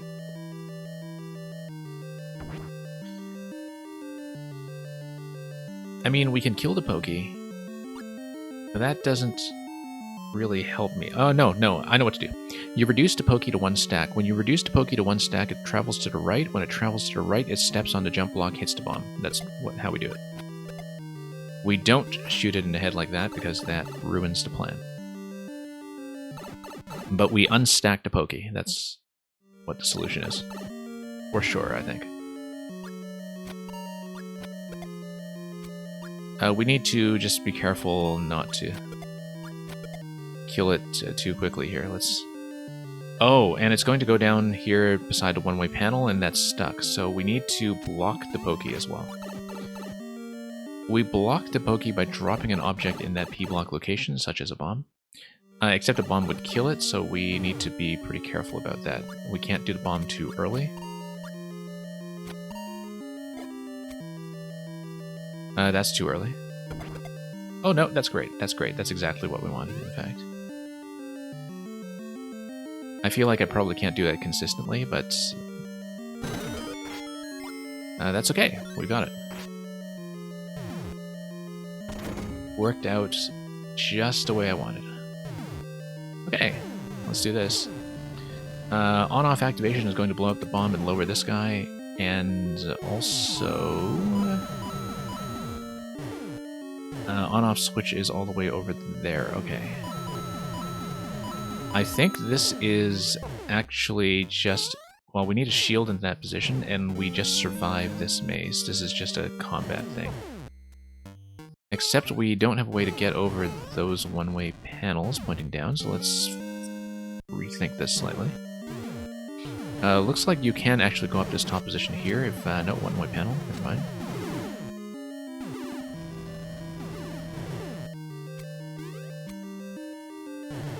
Might have something to do with the cannon here, maybe not.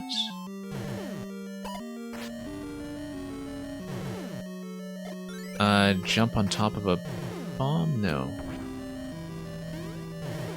No, that wouldn't be it. Because you just bought that right away, you don't actually spring on top of that.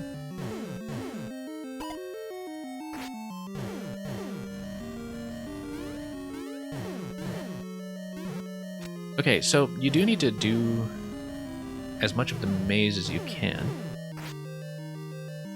It's just the first part here that I don't know. It might be invisible blocks. Let's just try it. Yeah. Let's not blow these up. That would be a bad idea. Okay. And now we're fine. We're doing just fine. Okay. Now we don't get crushed. We got crushed. That's okay. No, that's not okay because we don't have a way to activate the on-off switch, so let's get out.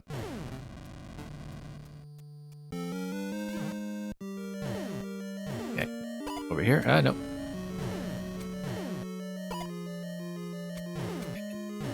We'll just shield our way through really carefully.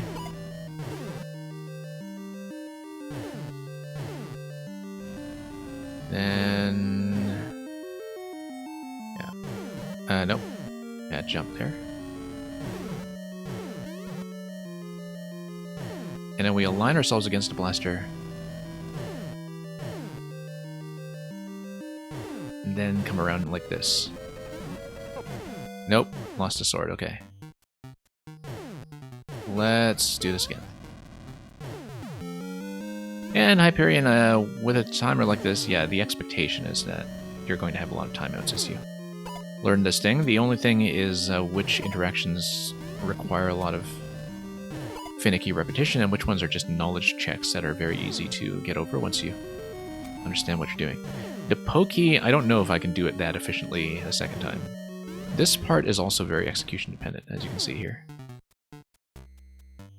So I may time out on this part, but once we have the Shelmet, we know how to get pretty far, though. That opens up a lot of stuff.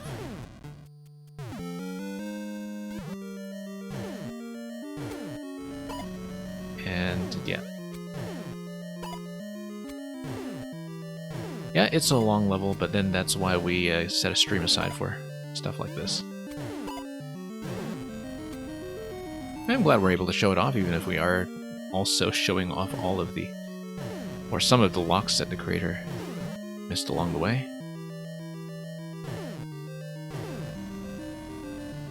We're going to time out, but... whoops, just sailed right out of there. But since we're going to time out... yeah... bomb is going to kill that blaster, it's going to lower it, and... that just lets me out, though, and that lets me through to this pipe. We know from the map that this room, the yellow pipe, is going to take us up to the helmet. So That's okay. Some stuff we can reproduce fairly quickly. Some other things may take a little bit of work. On a minimap, what symbolizes my position? That's a good question. I believe it is... is it the donut block? I didn't think so. Let's pay attention to that.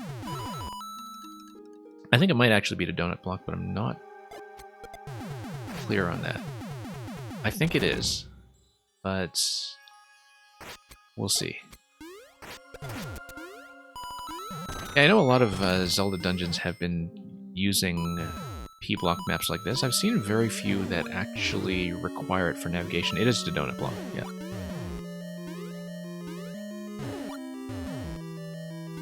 But yeah, I did an all Zelda dungeon stream a little while ago, back in early July, I think, and we kind of had the same conversation about the maps as well, that some levels are definitely much more engaged with it than others in terms of like actually requiring you to use some spatial reasoning the way that you would in a real Zelda game. Okay, we activate the mole, we drag this guy over. And we can just drag him over in the middle here, we don't need to run around too much.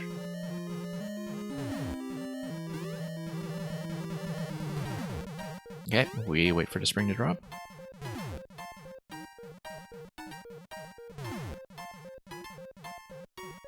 And once it drops, we head over to this thing over here, which is just going to be bomb timing. Nope.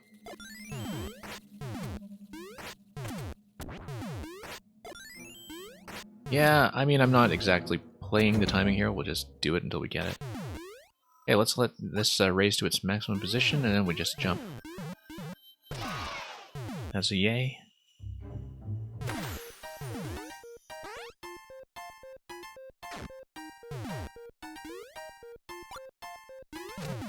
Yeah, and as I said earlier, if anybody does want the level code for this, I did post it earlier, and I would be happy to post it again if you've come in late.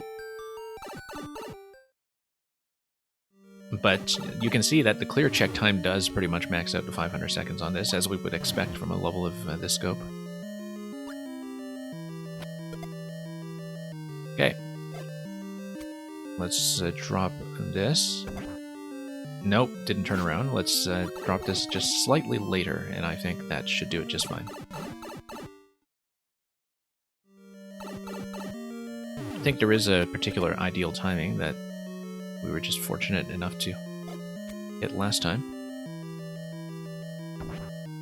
And now we do need to not shoot it in the head. If it is too tall, it's going to come back anyway, so we have a couple of opportunities to gradually unstack it.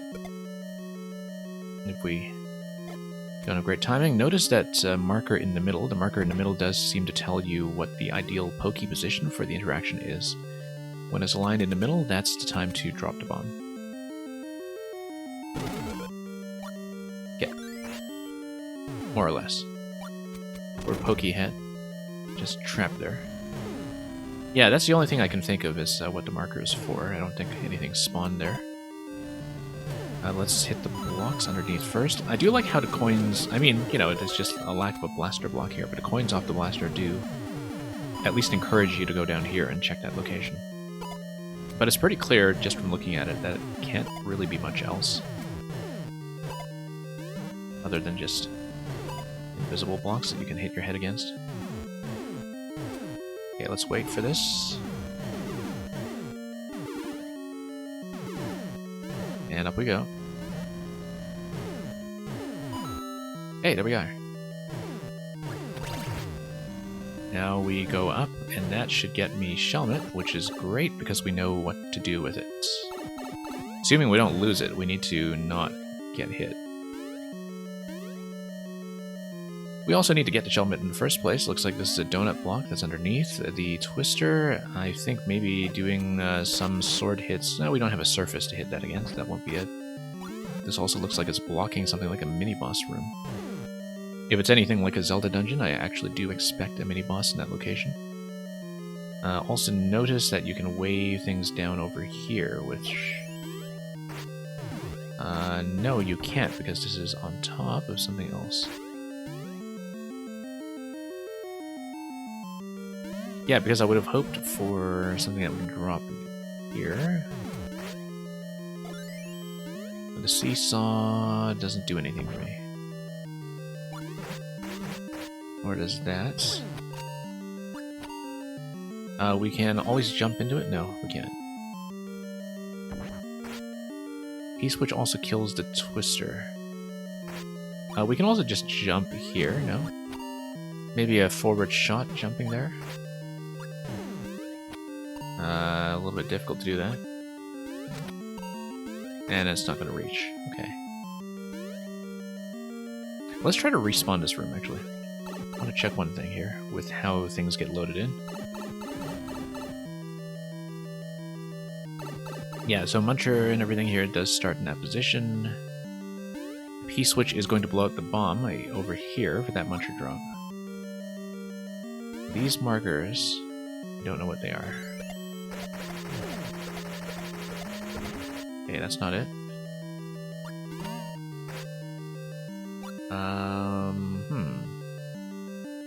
Bomb throw, maybe? Nope. Not quite what I need. It's not going to be the arrow either. We can try to bump this in case there's a... oh no. Nowhere for the twister to go. Let's consult the manual. It looks like it's designed with this in mind.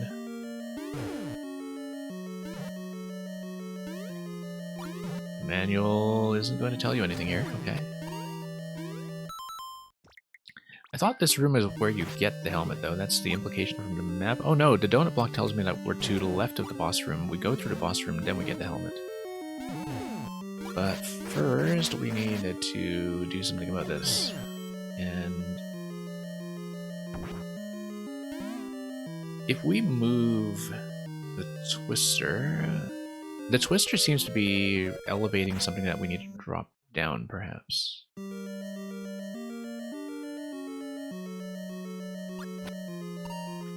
What else can I interact with here?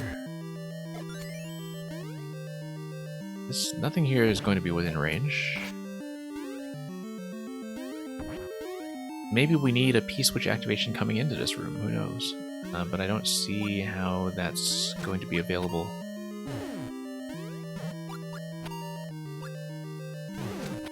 So, I don't know. Well...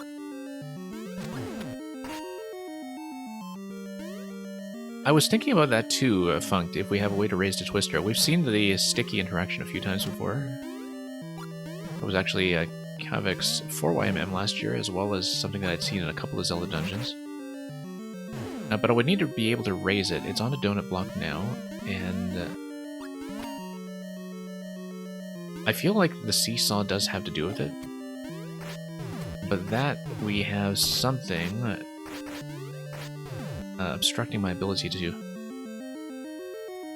interact with it at all right now, which looks like a semi-solid, probably. That's the only thing I can think of that would just hard block me like this. Maybe we also need to bomb... no, that can't be it because it's empty.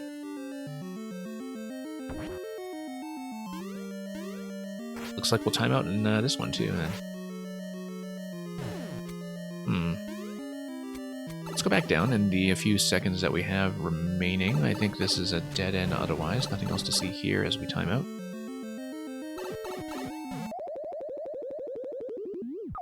Okay, we know everything up to that room. Solution-wise, we should just execute it again and see how we do.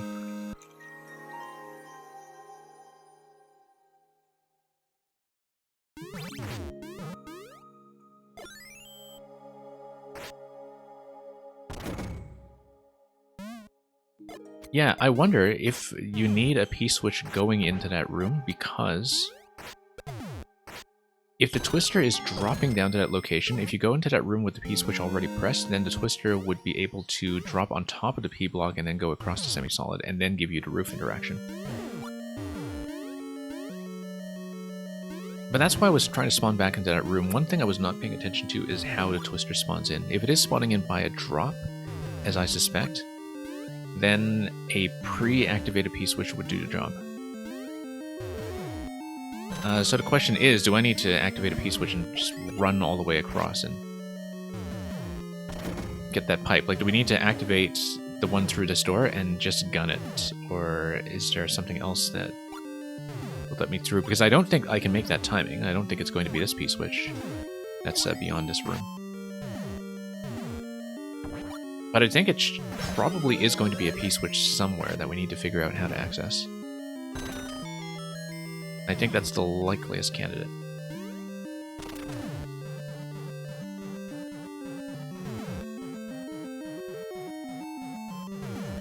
Okay, let's move this over.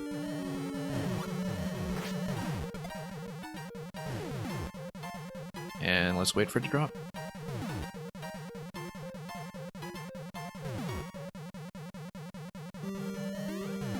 Okay, same idea here. Let's try to do the bomb thing somewhat cleanly. Oh. Nope, not quite. Maybe get it on the claw on the way up for once. Yeah, I'm not really actually timing this, as you can see. We'll just let the claw do its thing. No. We'll just let the claw do its thing. Too early. Let's do it like this. Nope, too late.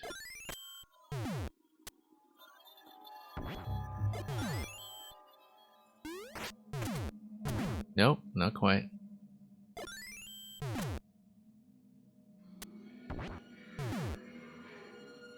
Right here.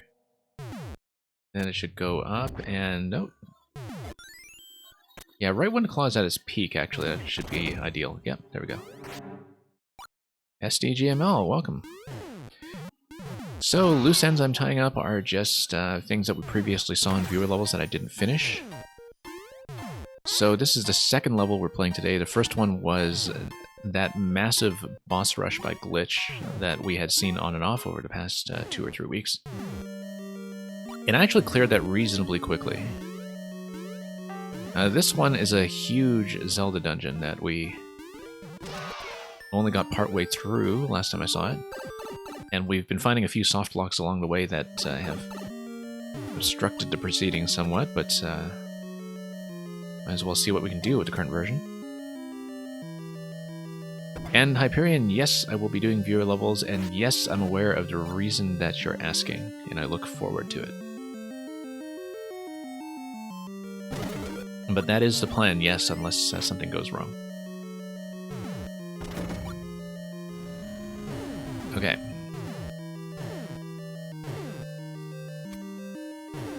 Let's do this whole thing again. Pokehead by itself is a little unsettling. I mean, just think about how it feels for the Pokey.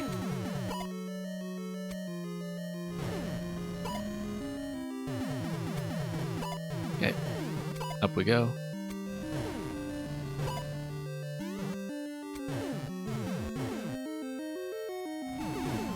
And let's get through here. Wait for the burner. Let's go and do this somewhat cautiously so we don't repeat the whole thing too many times. Wait for the burner. There we go. Nice and cautious. Now we go back to this room here. Let's take a look at it again, but I think the idea of having to preload a P-switch coming in here is probably correct. If you preload a P-switch coming in here, I don't see how this guy was spawning, but it looked like the Twister was supposed to drop in. At this point, if you hit the P-switch, it is just going to be killed. Preloading a P-switch also allows this P to drop over here, also blows up the bomb over on this side. And SD, happy birthday in just a moment. Let me set a mental reminder for myself. Hyperion, yes, good point. Preloaded P-switch does not let me in here, so that is a very, very good point. So maybe the P-switch activation just pushes the Twister rather than kills it then, if what I'm looking at here is correct. So this is really just going to be straight up P-switch activation, and I don't know if it's going to be something that's just skill-based here, or if we need to tap an object over or do something like that.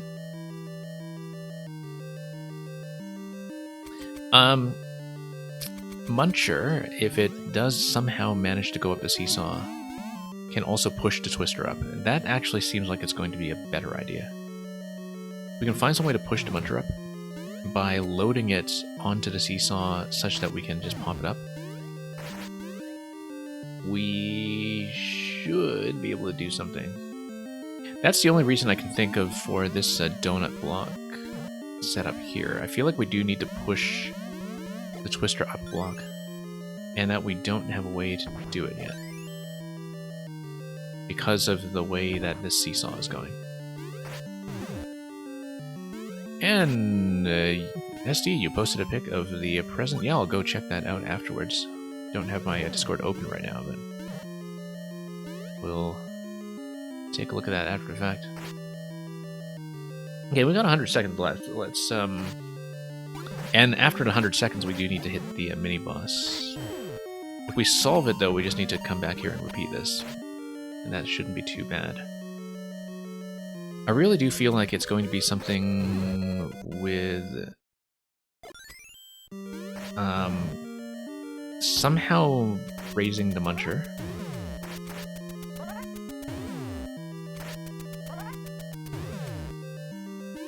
And to do that, we would need to lower the Muncher side of the seesaw. You have an idea, interesting. I might ask you about that in a bit, Funked, but let's see if we can find something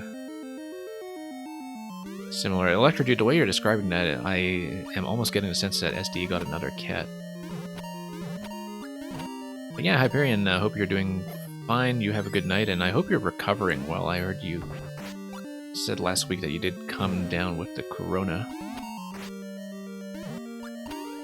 So, do charge your phone. Don't forget to plug it in. Okay. Muncher down here. Sword tap won't really do anything given the sword spawn location. Her name is Millie, and she's a freaking adorable. Well, when we time out here, hey, let's do this. Let's do this. So this level, right here, watch this. Yeah, I know it's technically over the line already, but let's do a little birthday countdown for SD. And at the very end, Link will die. 10, 9, 8, 7, 6, 5, 4, 3, 2, 1. Happy birthday, SD. Time's up. And,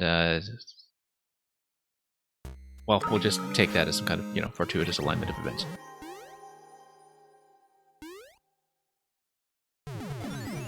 Okay, that worked out roughly, sort of within a margin of error of 10 or 20 seconds. And yeah, SD, I assume that you're going to be playing the contest levels on your stream. And I've seen a small selection of them already. Well, I've seen two. I've seen Supernovas and Mangs. But you're in for a treat. You don't really need to kill Yoshi as per your condition, but that is not to say that we didn't try. I did that one too early. Let's redo this.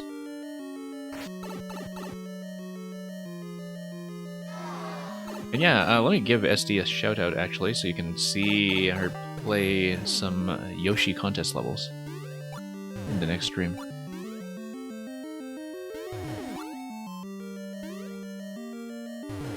And yeah, let's not activate these in too quick succession until the interactions have done their job.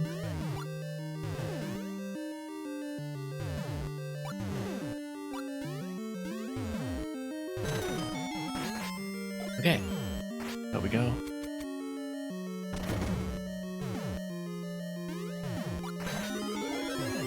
Toss this, activate the mole.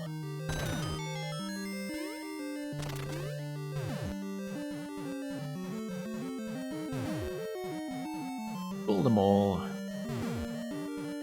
And yeah, let's just pull the mole over.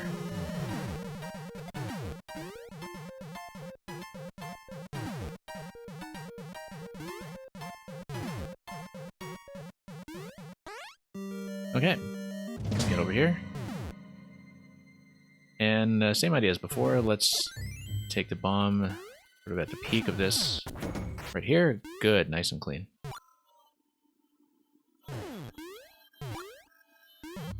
Activate this guy.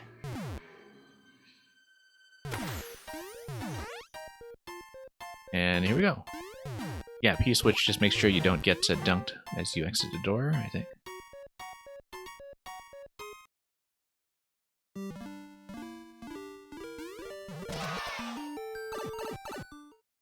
Okay, that lets me go. And we know what to do with this guy. Oh, no, too early. And now that's a mess. Okay, that's fine. We will have a second chance at this. Let's just pull out the bomb here. And that should line up nicely. Nope. Maybe not.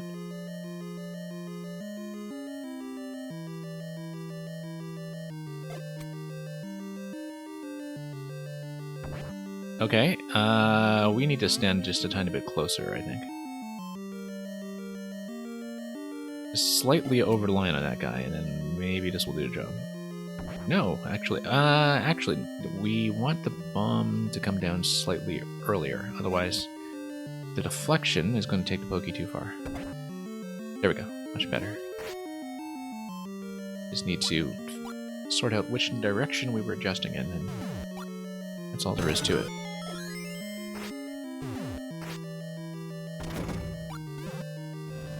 Yeah, the further I get into this, the more impressed I am that Teramis actually did figure it out in one segment, and in fact beat the clear check time. Because this one is a project. This level.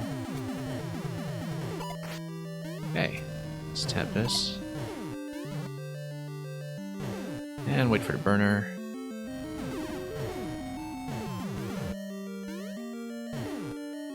Okay. Lift that. Here we are. Your first clear time was like 40 minutes, yeah.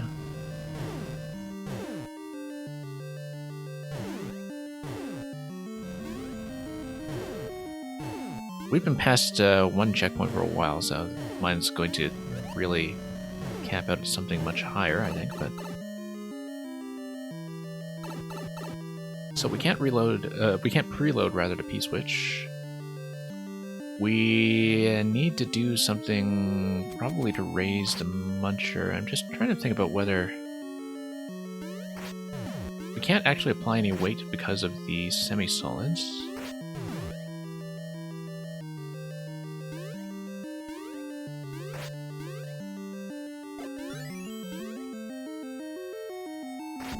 And we see this bomb and muncher thing going on here that might be a visual clue, unless it's blocking something, because I can't see what else this is doing, apart from the piece which activated the bomb, which would drop the muncher, and... Unless the ice block is blocking something that spawns in that location, I don't know what this is doing for me. Actually, you can see that the bomb is under a semi-solid. And that's... if it's under the semi-solid... the muncher just falls one slot. So, I don't actually know what this is doing apart from just giving me a visual.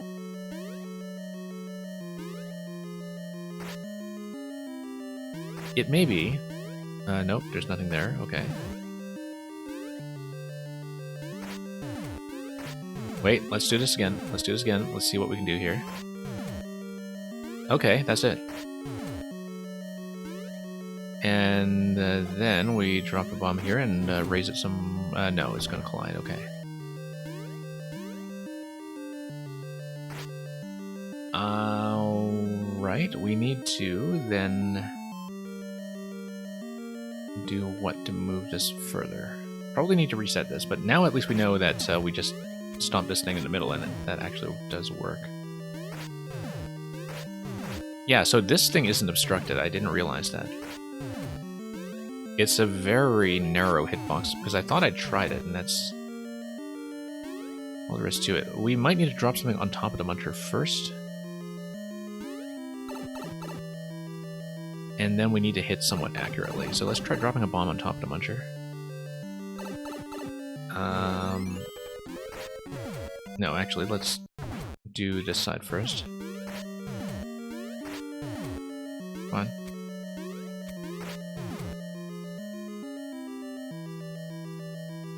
And we can also just weigh down the Muncher so it has a different initial position.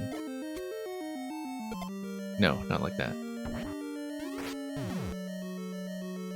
No, that'll also always be infinite weight. It's not going to be that.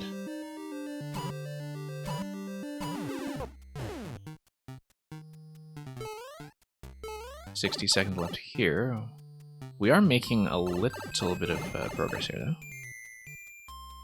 And then I finally know how to interact with this thing slightly. Let's drop this. Drop a bomb. Move that up. No. Still not high enough. Drop a bomb and a sword. I like put the sword up here, put the bomb up there. No. What do you think about that? And Furia, yeah, I hope you're enjoying Endgame Hollow Knight. Might as well get that done now during the indefinite wait for Silksong. So I don't think I can actually move the sword, unfortunately, because it does spawn in this location right here. I was hoping to weigh... Whoops. I said weigh it down somewhat. We know that the Muncher can lift the bomb up slots. Let's see. You're at 87%. Yeah, I think my file for Hollow Knight capped out somewhere in the 90s. I didn't do some of the real completionist content near the end that gets you up to 112 or whatever it is. I'm hoping to go back someday, but I feel like it's been so long since I've played Hollow Knight, 3 years, that I would actually need to start over on a fresh file just to learn the whole map again and just get comfortable with combat. So I do want to do a full completion on it at some point, though. Don't know if I'd stream the whole thing, but maybe some of the harder endgame stuff would be a little more spectator friendly. Furia, if you've been watching the indie shows for some time, you would know that there's no reason to expect Silksong there. If Hollow Knight, the first Hollow Knight was any precedence, the developers basically did their own events all the way up until the game launched. Like, even if their events were literally on the same day as Nintendo's own in-house showcases. And Nintendo showcases usually tend to focus on games that were previously not announced at all, like they have a certain requirement for that, for most of what gets shown. Like, either it's releasing or it's something that was not previously known. And I think Hollow Knight is a big enough deal that it's going to receive a bigger splash than one of the indie showcases. I mean, I tend to watch all of the Nintendo indie shows, of course, because I'm always interested to see what's coming, but it was fairly clear to me that Silksong was not going to get any kind of showing yesterday. Or the day before. Well, oh, this week. Whenever it showed.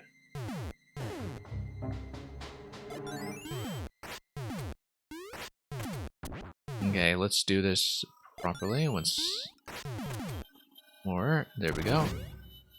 Blaster comes down. Get up here. And let's try to do this somewhat efficiently.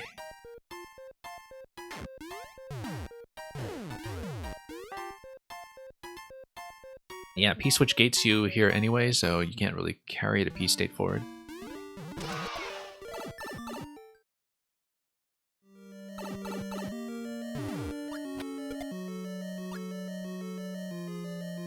No, we don't want to shoot it. Let's... we don't want to do that either. Let's block it.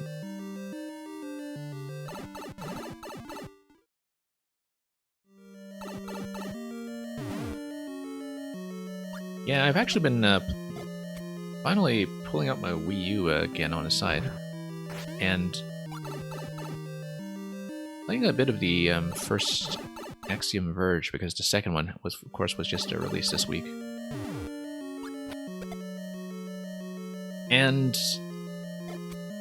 I'd always known that I really loved the way that the Wii U worked for games that made good use of the second screen as a map. You know, a lot of Metroid-style games, which the Wii U almost has none. It just has Axiom Verge and Guacamelee and some other ones, I think. But having the second screen map is really fantastic, and I felt like for both the 3DS and the Wii U that was very unfortunately underused for that genre, because, you know, it wasn't really even until Samus Returns that we got a Metroid game, for instance. And I feel like when I do wind up playing Metroid Dread, that there will be situations where I definitely miss the dual-screen Wii U setup. And I feel like, you know, had Hollow Knight existed a few years earlier than it did, that it would have benefited substantially from that as well. I actually do remember that Hollow Knight's original Kickstarter had pitched it for the Wii U, but naturally they moved it to the Switch with everybody's consent and endorsement, just because that made sense by the time it was coming out.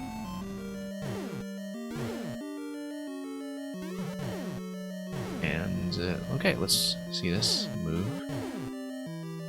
You can tell, too, that so much of Breath of the Wild was designed with the gamepad in mind. Like everything with a Sheikah Slate. And that they just took it out of the Wii U version as well for version parity with the Switch game.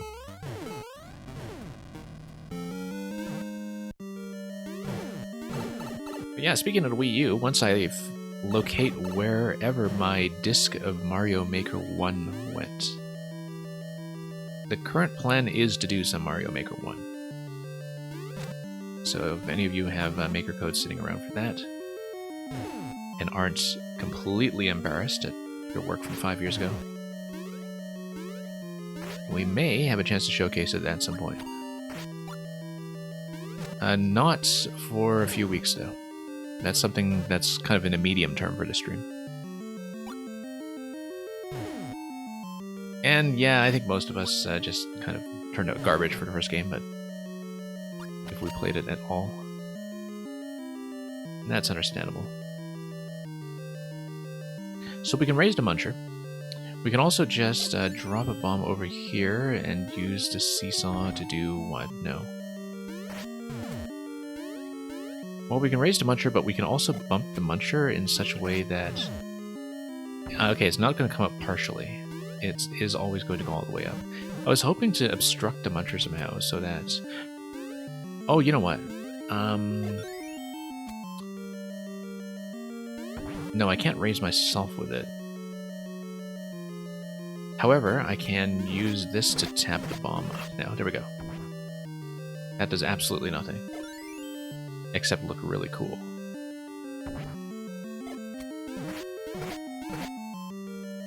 Okay. And I can't raise something under the Muncher, can I? Like an object that I can make collide with it. Whoops. This is really finicky, this thing here.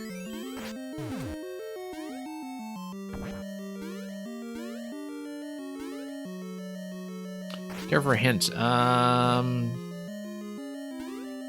Taramis, let me think about that. This is a room where the manual doesn't give me anything. We are fairly close to the mini-boss room. I was thinking that I needed to use the Muncher to push the Twister because nothing else will make that collision happen.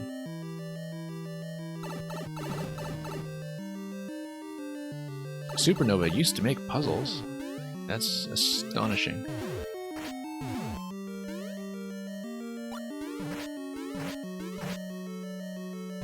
Okay.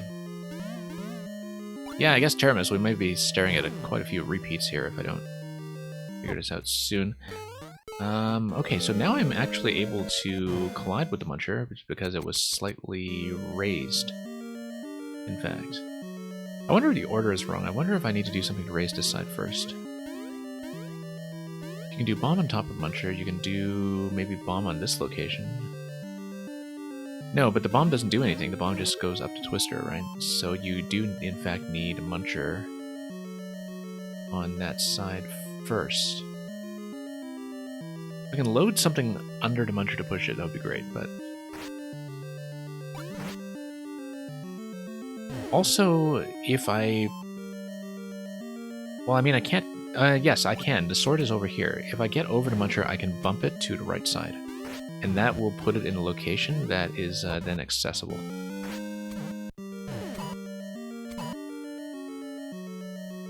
That is not useful, but...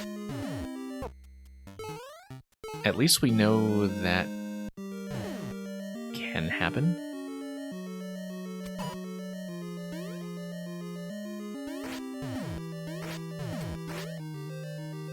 The Muncher falling in this location, let's try that. That doesn't do anything.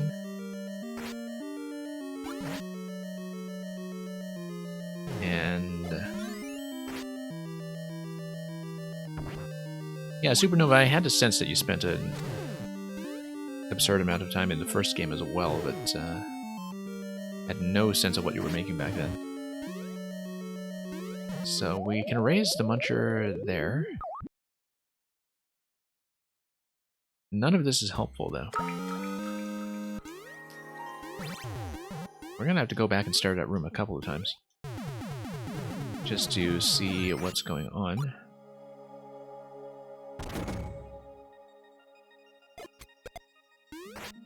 You were a wee supernova with no sense of level design. Yes, so. Yeah, I mean, Supernova, you know, at that point, I don't know how many classic platformers you had played at that point. It's always interesting to me to see how different generations of people coming into Mario Maker bring different game knowledge in with them, right? Depending on their familiarity with a series and just with 2D platformers generally.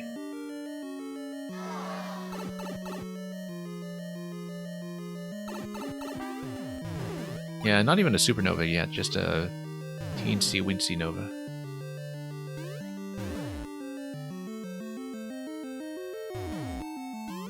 But yeah, it takes a lot of time and attentiveness, of course, to really work on these things. But and Funked, yeah, I feel like, I mean, there are a few genres that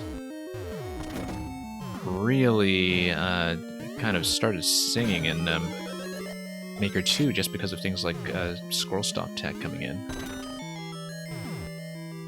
And I know that one thing that is actually really interesting is that the development of like this sort of troll level meta with a very stable community around streamers like Carl, I kind of missed out when it happened, but my understanding is that most of it kind of happened around 2018 or so. 2018 to 2019, when the Switch was already out and when a lot of people had already migrated over to the Switch, and that the fact that Mario Maker was still having this really vibrant scene that was able to sustain like major new developments in certain genres up to that point was pretty fascinating to catch up on when I did eventually just kind of check up on the state of Mario Maker in early 2019 or so.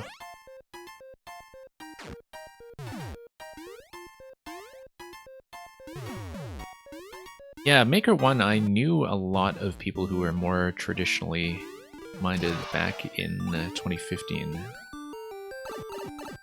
As well as a couple of makers who kind of stuck around long term, but not that many of them. It was only really sort of in 2019, a little before Maker 2 was announced, that I caught up on a lot of how the Maker 1 scene had developed, and I just understood how, you know, just the very meaning of what people say by a troll level, what they denote by a troll level was totally different in 2018 or 19 compared to the kind of dreck that was everywhere in 2015.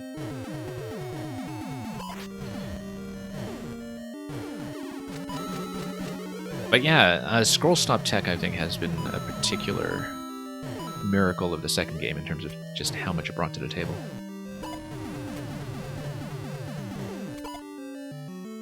And okay, here we go.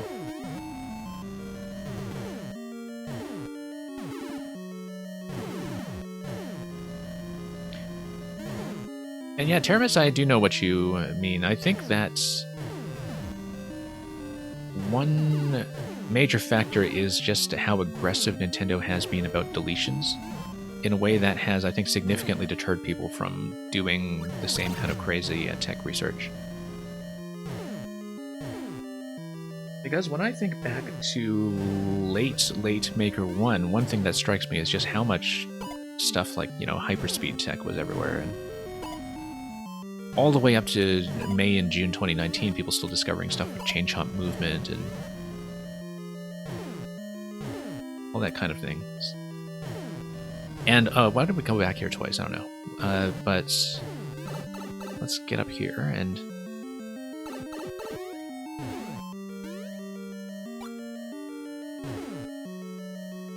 yeah, obviously music tech benefited substantially from this stuff in Maker 2 as well.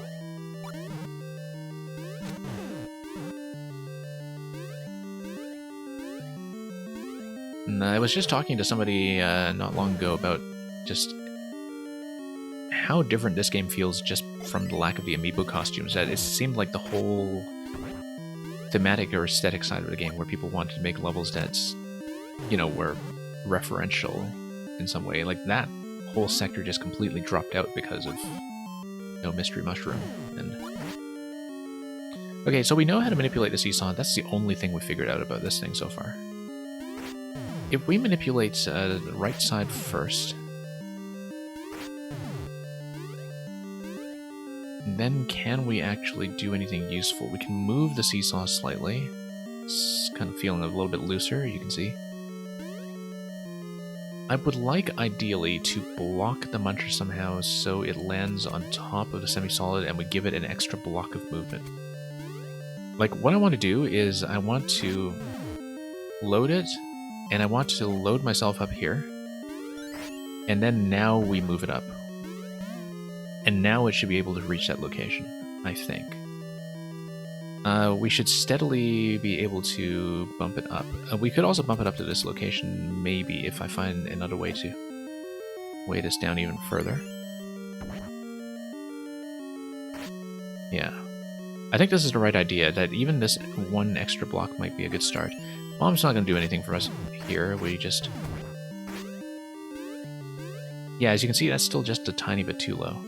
I needed to raise the muncher slightly, and then hit. Like, hit in the middle when we're standing a little bit over. And yeah, Teramis, thanks for the offer. I feel like we are progressing slightly in terms of thinking about a different origin point for when we do the stomp. Like, if we can raise the muncher slightly before we activate it. Like, if we...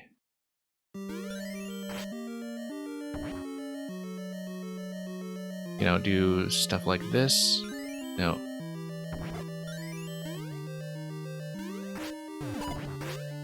Not quite. It's not quite getting where I want. It's getting closer. But I think it's, no, if a muncher ever drops on top of a bomb, it detonates it instantly, so we're not going to be able to stack it.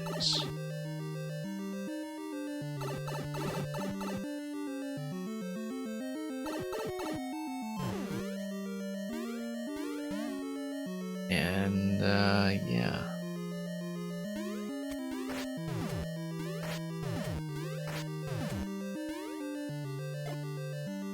So we know how to weigh this down. We know how to raise the muncher slightly, but not by enough. We need the muncher to make contact with the seesaw when it's a little bit higher.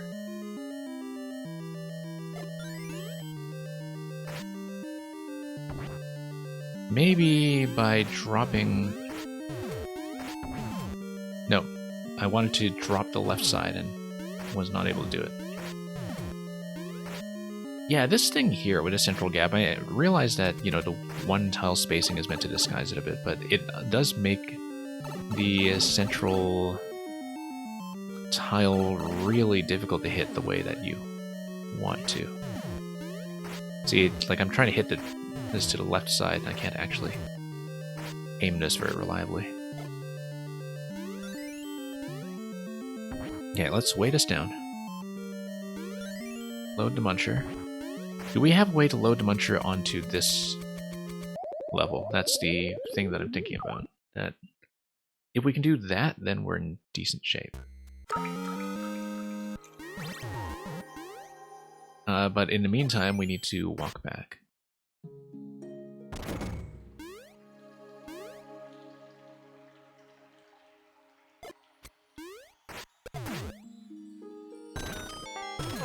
And, whoops.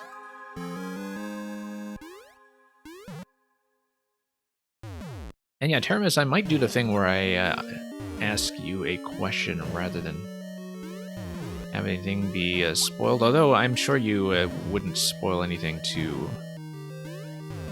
big, given that I think you have had a good look at what has been within my imagination here and what has not.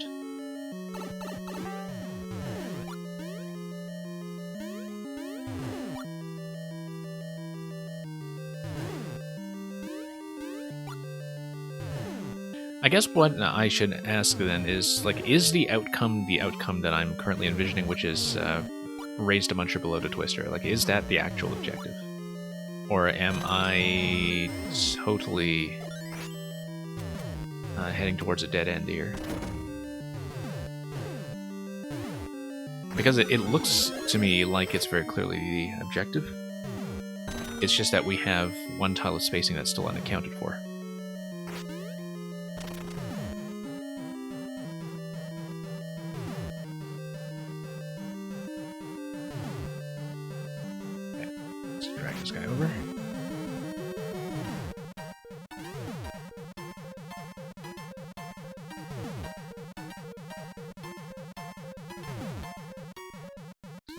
And here we are.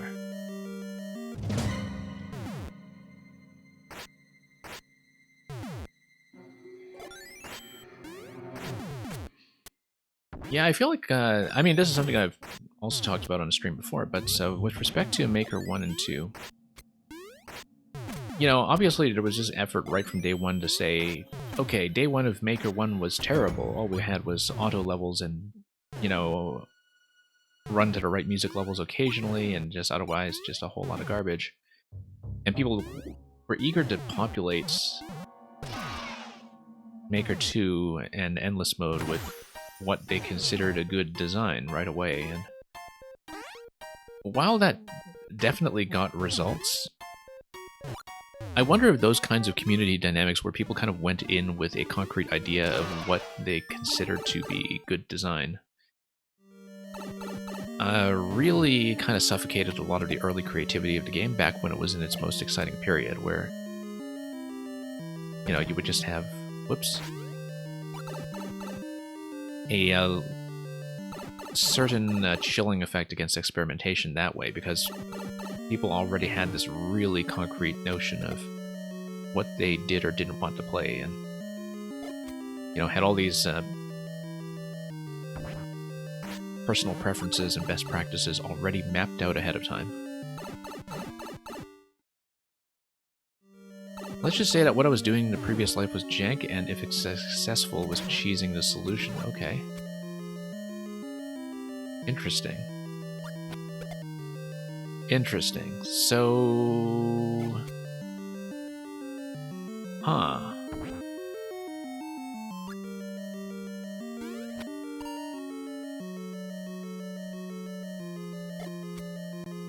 I'll have to think about that. This is too late, so we need to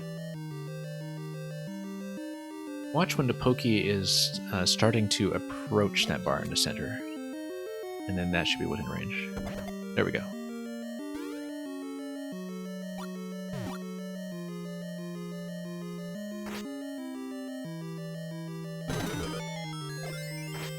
Okay. Let's hit this thing over here.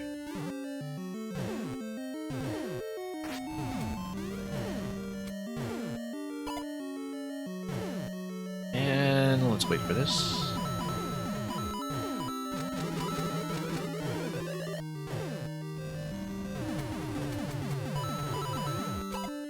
It's actually going to be interesting eventually when there is a Maker 3 to see what is taken out.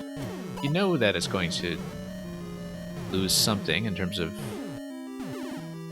some tech changes or some things that they're redesigning or rethinking in terms of interactions. We're going to lose something. That just can't lead to everything in Maker 2 being ported faithfully when there is eventually a new game. You'll just be very curious what it is. I feel like something like Clear Conditions, for instance, might be ripe for a pretty big overhaul.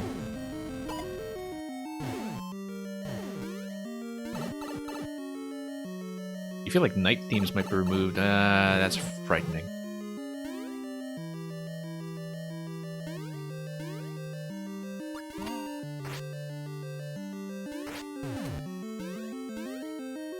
And okay, let's see here.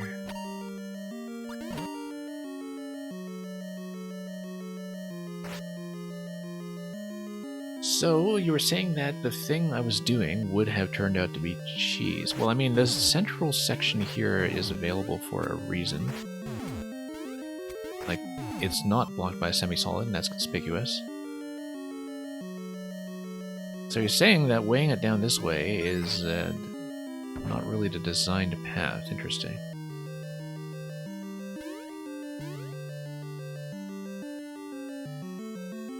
Which indicates to me that maybe the Maker was not expecting me to weigh this down, and therefore it would still want some kind of interaction to come down here. Yeah, the issue is I know the ground stomp is technically infinite weight, and what I don't know is what to do with that information in terms of... Oh, whoops, wrong way again. You might need to drop that hint, Terminus. I think we've had so many repetitions here at this point that I'm sure you'll know not to spoil too much. But there is some specific interaction here that maybe I just don't know or don't see. Is it a big hint? Ooh, I don't know, but, well, I mean, is it something that's really going to spoil tons of stuff? Or... like, really totally give away what I'm not paying attention to. Because I'm clearly missing something. Yeah, I feel like it is going to be a cling over here, and then I hit the P-switch myself manually. That's not it. We have loaded the Muncher. It won't spoil tons, but it's a considerable nudge. Kind of like how we're trying to interact with this Muncher here. Definitely a considerable nudge.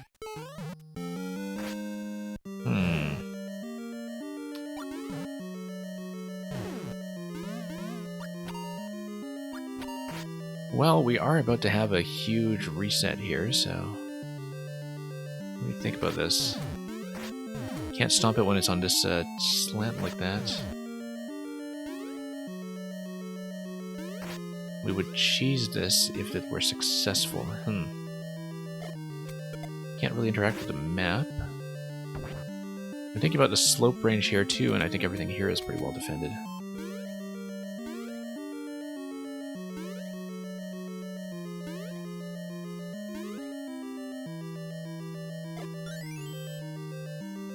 Can't move the Master Sword.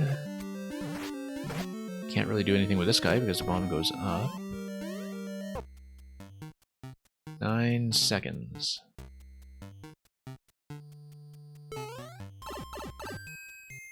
I mean, am I able to progress in the current room? I guess is what I'm asking. Like, do I actually have the tools I need to do this, or do I need to just go elsewhere? I think maybe that's a useful question. Like, is this actually my progression block right now? I think it is, because we know about the Buzzy Shell requirement.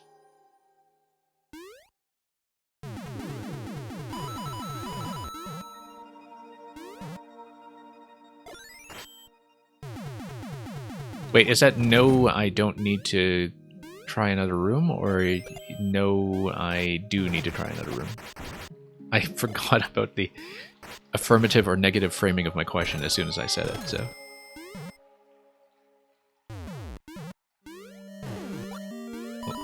So is that actually the room I should be progressing in or not, I guess? If it's not, I'll check another location. I can't make progress in that room. That's very useful to know. Because one thing that would allow you to raise the Muncher would be... I mean, at that point, though, you're behind the boss. Okay, that's actually very useful without spoiling solutions. I appreciate that kind of hit. Because that's not a spoiler, that's just a, you know, don't spend so much time. That was actually the same thing that we encountered in the other room that required the Buzzy Helmet. We do know, however, that that room, according to the map, is before the mini-boss, which is before the Buzzy Helmet. So I was thinking, okay, is it that we need a Shelmet in order to bump the Muncher upwards? But then I realized that if that's the case, then why is that path set up in such a way that seems to be heading towards the Shelmet? Alright, let's go elsewhere then. Let's tour the level some more.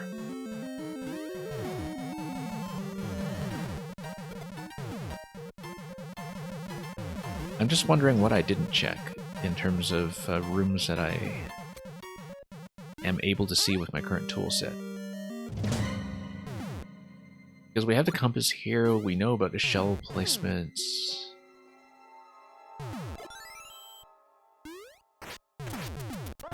Okay. Let's move on up.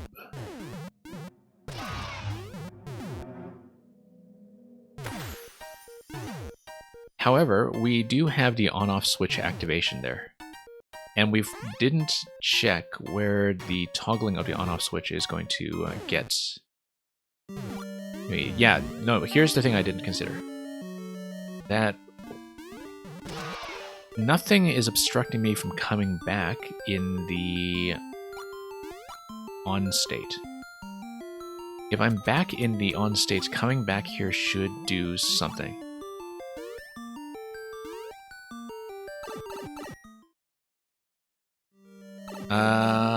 No, because this automatically toggles to off when you come to this location. Never mind that, then. So I guess you can't. Unless... Well, let's think about this.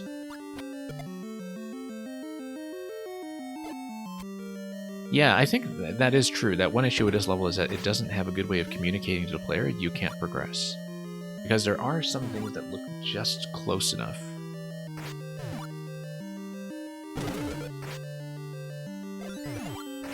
So yeah, I think that's a valid criticism. I mean, I like puzzle mazes, I do like gigantic ones like this, but it is true that like when you see them really thoughtfully designed, that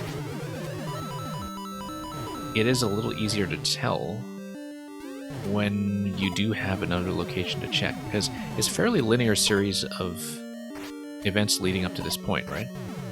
And if it is a linear series of events leading up to this point, then you sort of think back to the most recent branch, and you think, okay, I've already checked that branch, whether or not it's true. And I think, it's oddly enough, that if segments like this were actually more non-linear, that it would be easier to encourage the player to check elsewhere. But you don't want the dead end to be at the end of a long straight line. And I think that's something that a lot of designers in the Metroid genre think about very carefully in terms of how to create just enough openness that you know that you have other things you could be trying.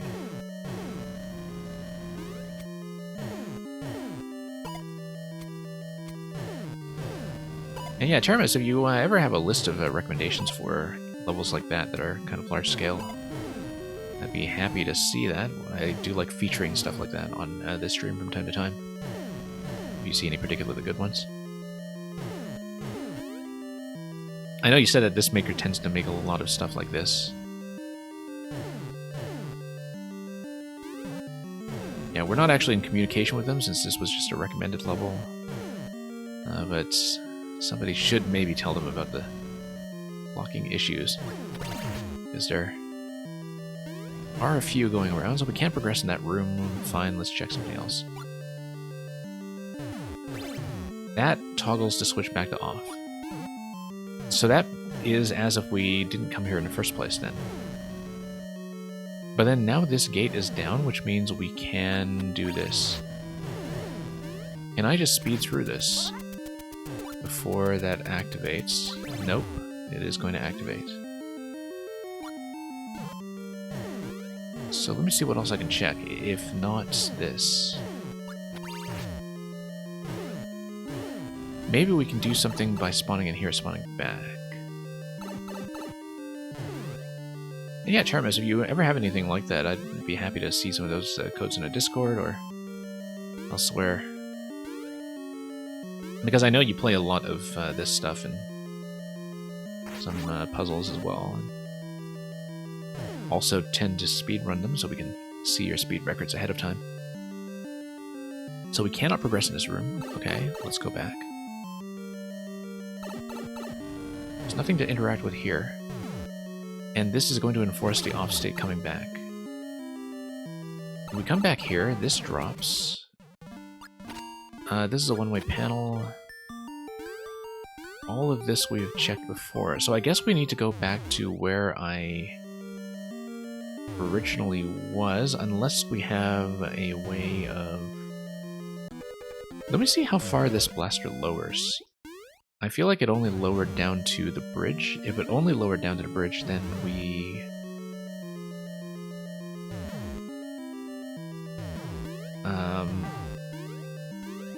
would not be able to progress past it. But if it actually lowered further, we'd be able to drop down. Oh, no, the block already broke, so it's already been lowered. Okay, that's how the gate works. Alright then, let's progress through here.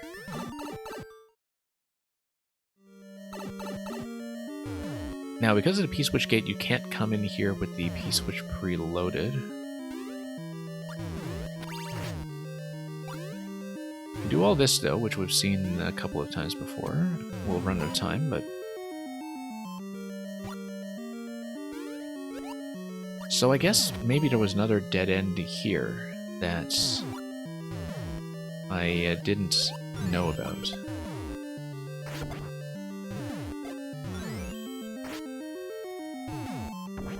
Or something that I thought was a dead end, but which was actually a way forward, that for some reason I didn't see. Let's not blow up the cannon on the right just yet, in case the cannon that it fires can get me somewhere. Don't think it can. We have a checkpoint over here.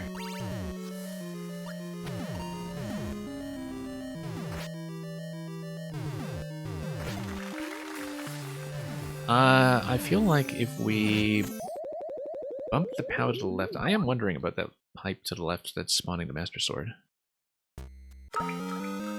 It probably is just a Master Sword.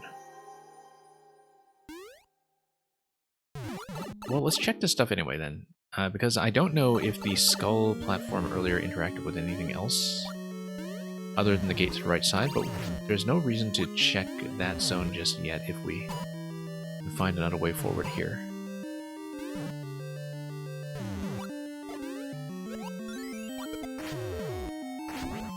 Okay, let's go back.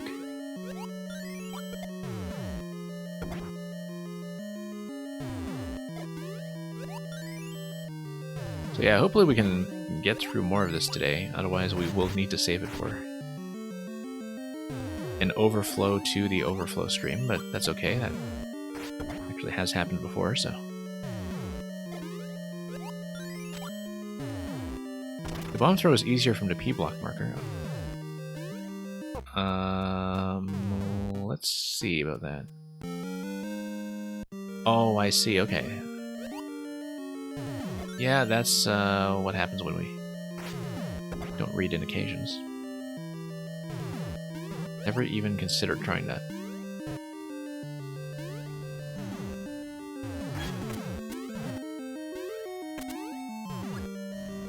Okay. So we hit the POW here. If I do a head bump on the POW, we and do this. We can go up. No. Seems not. If I have something to obstruct the POW... What if I drop the POW on top of the bomb? Hey, God.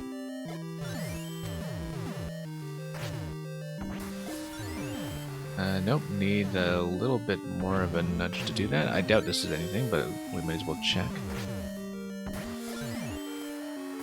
I think I can actually nudge it into that position. I just don't know whether the POW on bomb... Yeah, the POW will bounce on the bomb. It should actually bounce... Okay. Nope, that's nothing then. I think we were at the entry level for the pipe.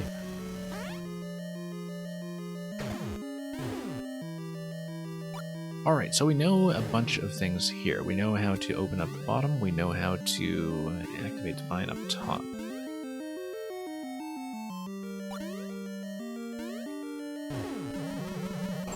More than that, though, we know that we need the helmet for the bottom part. And yeah, let's raise this guy. Nope, let's raise this guy.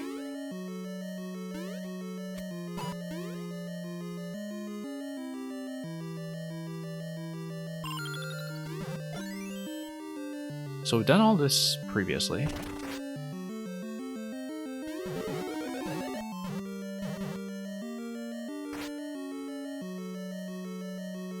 And yeah, let's just do this again before the icicle comes back up. Never mind. Respawn, dash around. Smash this thing. And we know that this requires the helmet. So nothing down here then. So we need to look for a different room entirely. We should maybe be using the map to see what there is to work with. Feels like if we went to the compass room that a lot of things were pointing towards. Well, actually, no, we have the off state now. If we have the off state coming back here, which we need in order to get through this pipe. Funk, yes, but Teramis was telling me that I couldn't actually progress in that location yet, that I'm missing something. That I'm not able to go through that room. Because if you look at the map, it seemed like the room that we were stuck on with the Muncher on the seesaw was gating off the boss door that was denoted by the skull, and which was to the west of that position in the map. So, like, the right eye socket that's denoted by the red block here. On top of the right eye socket, you have the helmet, which, I mean, we could try to access it from here to the top right, but I don't see how to do that yet. Unless... Yeah, it seems like if you get the helmet, then you have this one-way panel here, and you come out and you hit the checkpoint. And then you hit the skull. So it seems like the flow is going to be that eventually, when we're able to get past the Muncher Seesaw room, that leads to the mini-boss, that leads to the helmet, and then the helmet leads to this room, which leads to checkpoint. And yeah, it's the one-way here that's obstructing me. This is going to be just exit only, so... If the room that we saw with the Muncher and the Seesaw is not the room I need to progress for just now, I don't actually know what is. Because I haven't seen any other rooms yet that are unaccounted for, that we can actually reach, right? Unless we have other hidden bomb locations like this one here. This is one thing I hadn't considered, is if we do have other hidden scroll breaks. I was thinking Funked about checking behind the skewers. We can check that. It's a classic troll technique, of course. Nothing in this level so far has indicated that I should ever be taking damage deliberately as Link, though, so I doubted that would be the solution. I really don't think so. because it's just not that kind of level, right? Like it just doesn't do that to you. And Art Pop, yes, this is indeed one big Zelda dungeon. We've played a lot of dungeon-sized levels before. This is not something that's strange to this stream. We've played some really big ones before, actually. This one, though, I feel like we've been hitting a snag for a while, which has been on a dead end for about an hour. And yeah, spitballing IDs is perfectly fine. We're going to be out of time on this attempt. I can do this whole interaction again, of course, to see if we can get anything to behave differently. But... And yeah, Art Pop, I've seen a couple of Zelda dungeons that do work on this scale, and which have like really large open sections that have a lot of back and forth. Like I was saying, I think a little over a month ago I did do one stream that was an all Zelda stream, and that was a lot of fun. Like an all Zelda Mario Maker stream, I should clarify. So yeah, this location gets you up to here. We won't have enough time to actually see this through, but at this point I don't see any other rooms that we can traverse. And yeah, we'll just have to look around a bit more. So Teramis, if I can ask you a question. So the room that we need to be progressing through, have I seen that room? Like, is it a location that I've already visited or not?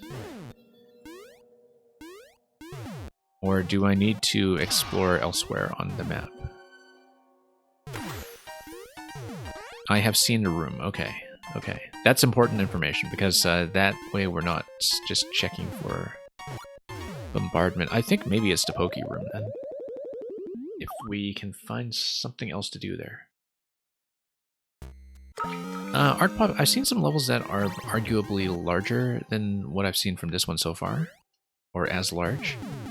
This one has been taking me unusually long because we have been stuck in certain locations for a very long time.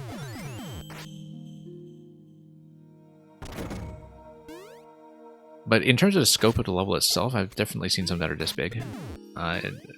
It's just that I usually tend to solve the puzzles faster. And like I was saying, we have lost a certain amount of time to soft locks as well in this one. Not too much time, but they definitely were a bit of an obstruction.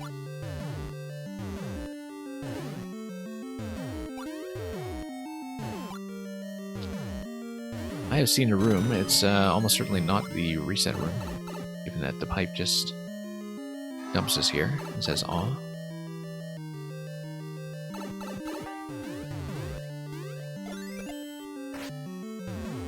Right. Push through here. And we should be using the map a bit more as well. I mean, one thing that I'm not paying nearly enough attention to is when we are adjacent to some square on the map that I haven't seen yet.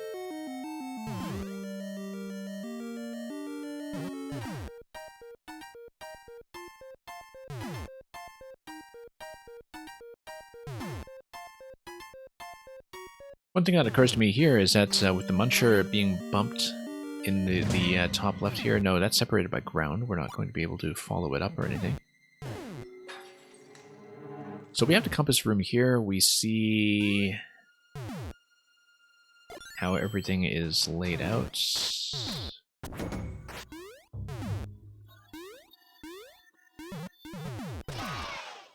We see the Muncher raised a gate, and that's an important bit of progression. We also have the P-switch, allowing me to do what around here?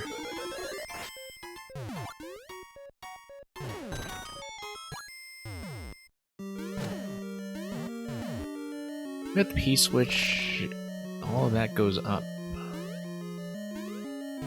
Interestingly enough, I wonder if I can lead the mole in such a way that we beat the P-switch gate. No, the mole's not going to hit the P-switch while it's still on the screen. Okay, so everything is spaced out in such a way that that will not be it. I feel like I'll be looking for a location that's kind of like this one, where the thing we were missing is just a bomb location somewhere, maybe. When we panel here, that's not going to be nothing. I wonder about this muncher, actually. It seems like this is probably going to be an item drop, like a helmet drop, to preserve your helmet progress if you're past that point in the level. That's the only thing I can imagine it can be, that it's going to drop something that you can bump your head against.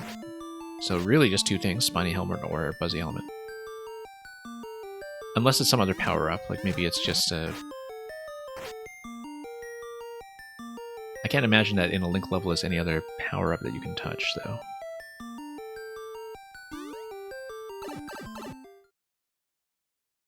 So you're telling me I have seen a room. We have the Pokey over here. We have the bomb lowering the blaster gate.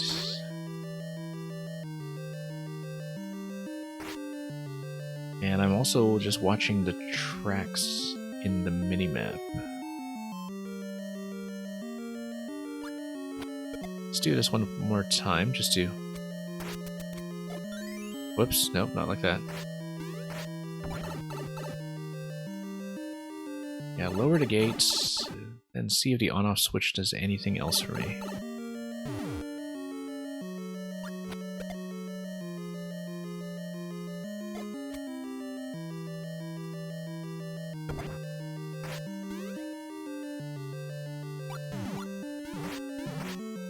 Okay.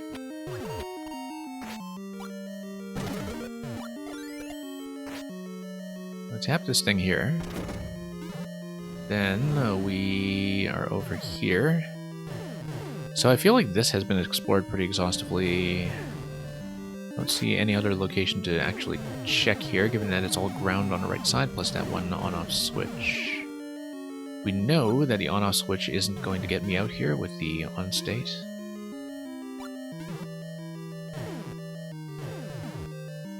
And we know that this is not a room, right? So...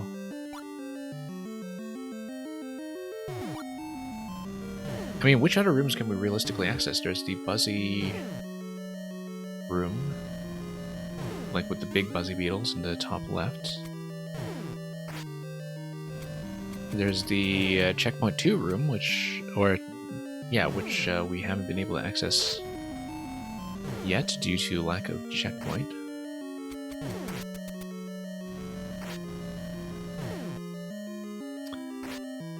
There's this room plus the key door, which we've seen quite a few times already.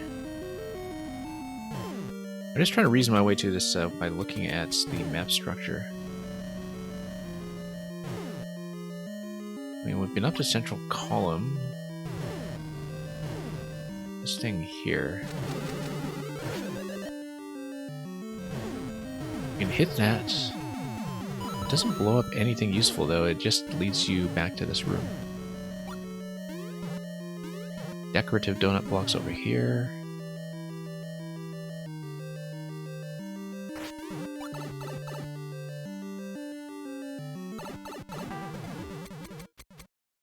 That blaster's going to drop. What if we reload into the compass room? What does that possibly do for me? Let's move this guy. Notice that the mole is dependent on the on-off state, but I think getting here in the first place is dependent on the on-off state. Although, no, maybe not. If you have the on state coming in here, let's see if this is gated at all. That's...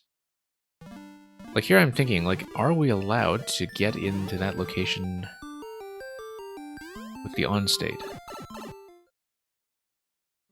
Well, not if this guy has anything to say about it.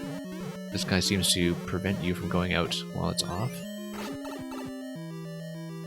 Or while it's on, rather. This you can't pass through in that state either.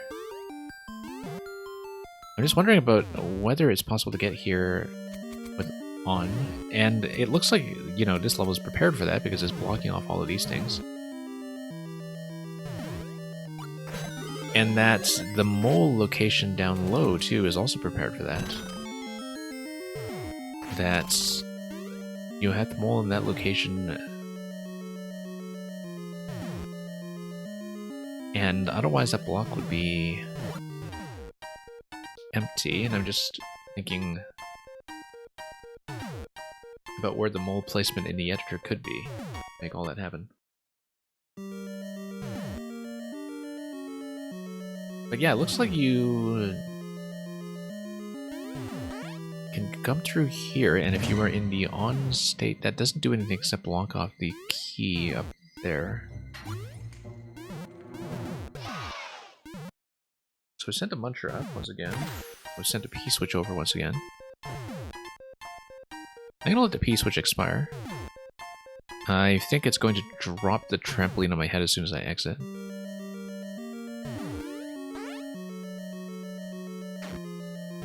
No, it's going to be raised, actually, so... Never mind that.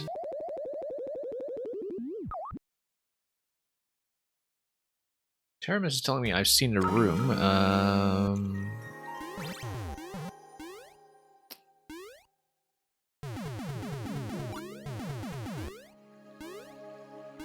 We know about all that.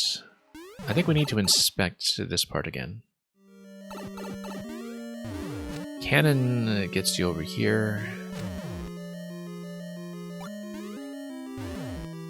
This red pipe, I'm pretty sure, is just fire.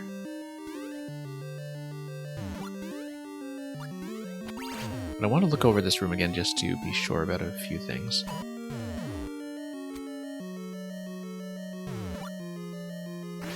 Oh yeah, we can do the bomb from up top, that's right. Unless, of course, we miss.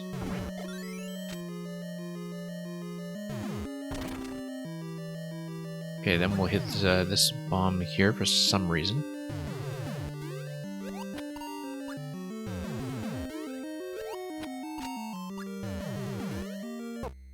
Maybe there's some interaction here that we don't know about yet in terms of releasing that cannon on the right side. Like something that's going to interact with it off screen or something to that effect. I'm also looking at everything on the bottom here with the snake blocks and with the on-off blocks. The state blocks just blocking off everything. I mean, if it were blocking anything, we would have known when we first spawned into this room. Because we manually hit the on-off switch here.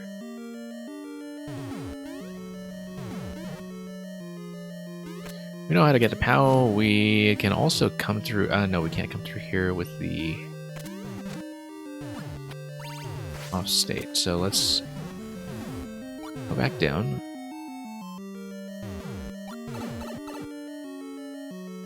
We toggle the state. No, we needed to toggle it anyway. Okay. A switch you can trigger and go back. Let me think about that. It's blocked off, yeah. And we manually blocked it off ourselves, actually. By lowering that cannon on the right side. So, nothing here.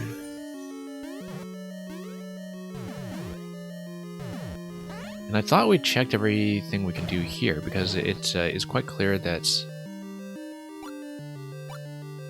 the bottom requires the Buzzy helmet. This pipe is nothing. Is there any other location here that we haven't checked? Something to fly to, perhaps. Nope, doesn't seem like it.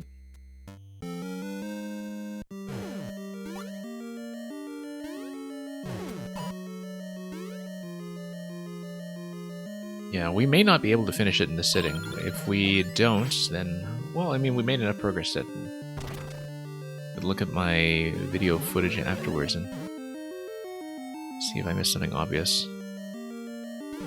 We might come back to it in another stream. If we can. And that would not be unprecedented. That does happen from time to time, so...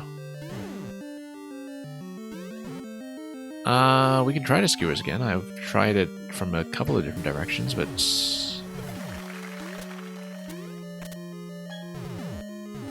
I think momentum is going to be an issue here. We're looking for an up pipe. No. No, I did think to check the skewers.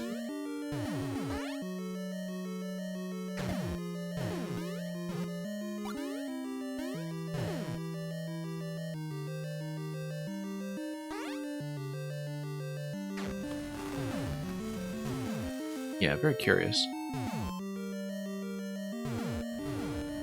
Sometimes you do have the skewers blocking that off. Yeah, Terramus, you might as well just let me know like which room I should be in. Because I feel like we've seen every available room.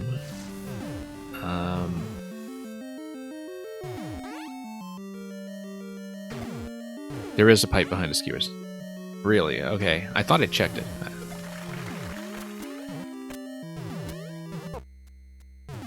Okay, not there.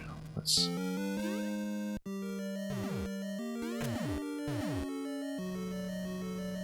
Horizontal.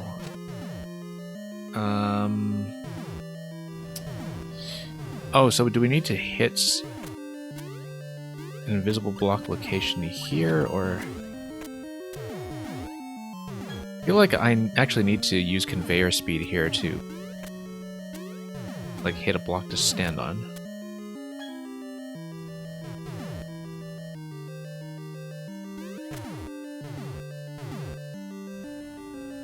Horizontal pipe behind the skewers.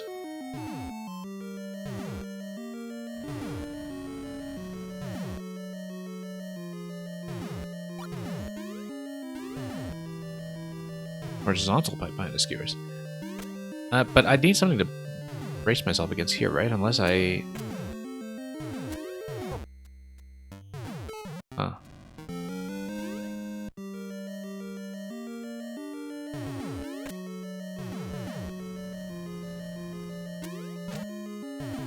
Horizontal pipe behind the skewers. I mean... What about this central thing here? Let's see. Oh, you know what? No. It's the cannon. You have the cannon fire upwards. No, it doesn't, because it drops like this.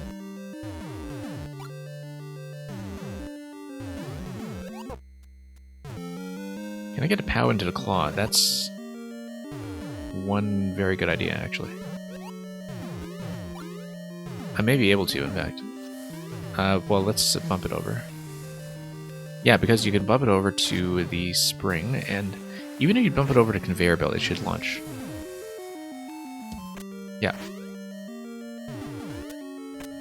I said it should launch.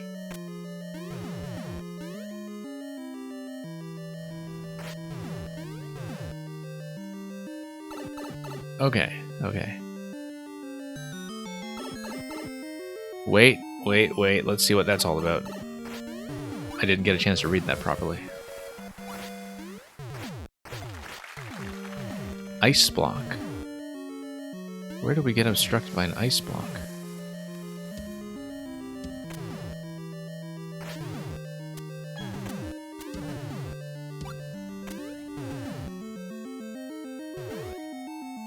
Okay. Let's... we can't pause because it doesn't let you do that on screens like that. I haven't had a chance to actually read that properly yet.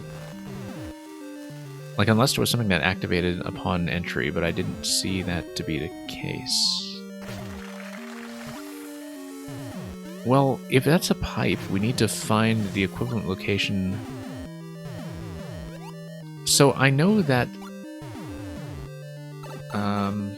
Terminus, let me just think about this one moment, because we're going to time out here.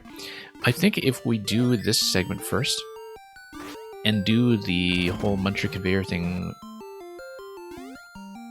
that we saw previously, that might unblock the pipe. But I hold that thought, because I might ask about that in just a bit. Because that's true, that is, like, in retrospect, the skewer is such an obvious last place to check, but I think I hadn't really thought about the horizontal entry as being one of my options, and that was where I was getting stuck.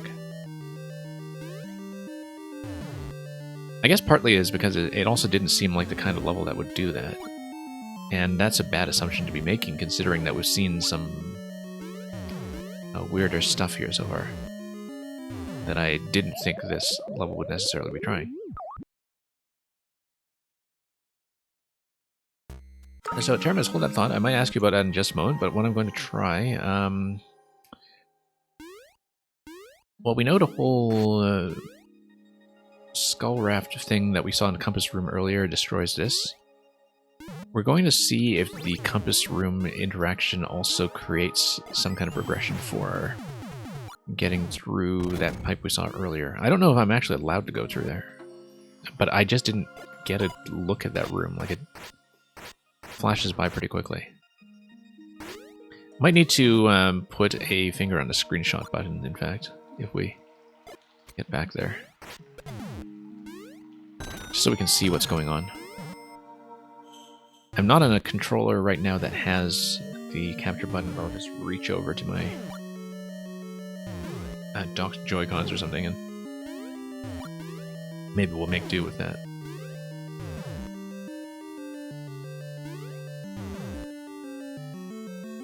Alright, that's going to be push here.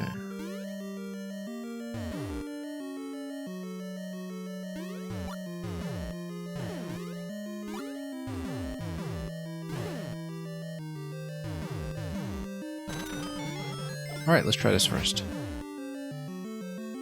Just thinking about the fact that we had the ice block over the pipe. So the ice block has to be pre-destroyed somehow, so I'm just keeping track of whether I'm in main world or sub-world when I'm doing this.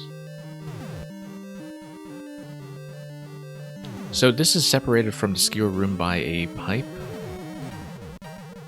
And therefore, if you head into a skewer pipe, it's going to bring you back to this world that we're currently in, which means that a track interaction here could potentially do something.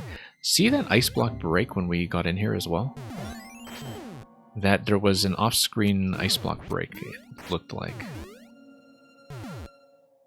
And maybe this compass room thing is just required progression.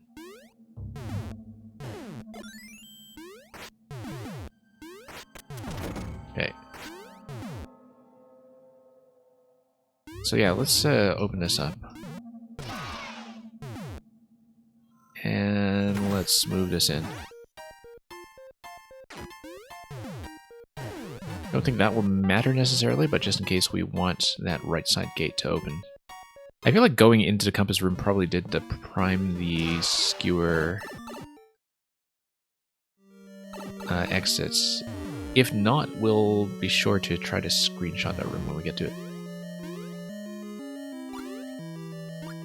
Might have to mess around with my controller setup a little bit here, but we'll just try to give that a proper look.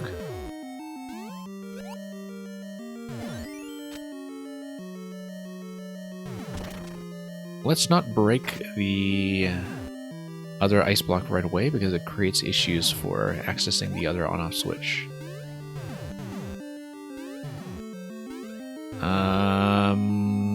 And you do need to access this on-off switch. Okay, that's fine.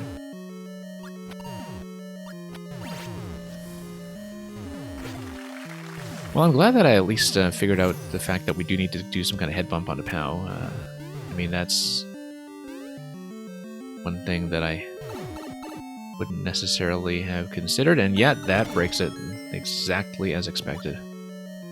What even comes out of this pipe? Master Sword, okay. Well, let's do the bomb thing again. It's going to disable the chomp. A slide down a slope should be able to get me through. Oh, Shellmet, okay, we'll take it. Stump on top of that skull raft. I wonder what that's all about. Oh, I guess it's probably just the interaction here that breaks this. So, Terminus, was this the thing that was not communicated to player that you wanted to tell me about? I guess, no, Skull Raft gets you down through the pipe. We need that. Otherwise, we have nothing landing here. So that's going to give me some other kind of progression through the level as well. And that's going to get me checkpoint. Great. Alright. That's progress. Compass room breaks the ice block. Yeah. I don't know if that's buried in a comment somewhere, but it's very true that you would have had to be very attentive to catch that. I mean, I appreciate the effort to try to make a Zelda-style progression lock in that, you know, you would have some kind of forward motion throughout the level just from visiting certain locations, but it's true that the way the level tried to communicate that was really quite opaque. Like, I feel like sometimes some of that stuff does have to be visible to the player, even if it is going to spoil how some of the layout is put together. And yeah, let's do all this now. We know how to get the key, as long as we don't lose the Shelmet while we're at it. Okay, that was stylish.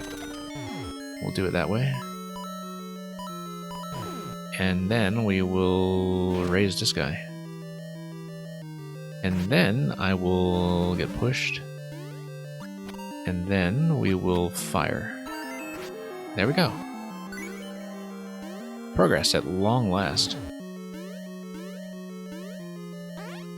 Yeah, it feels like that was quite a sticking point. And yeah, I see now that you do have the blue pipes operating in pretty much the way that we expected in terms of getting you through some of this.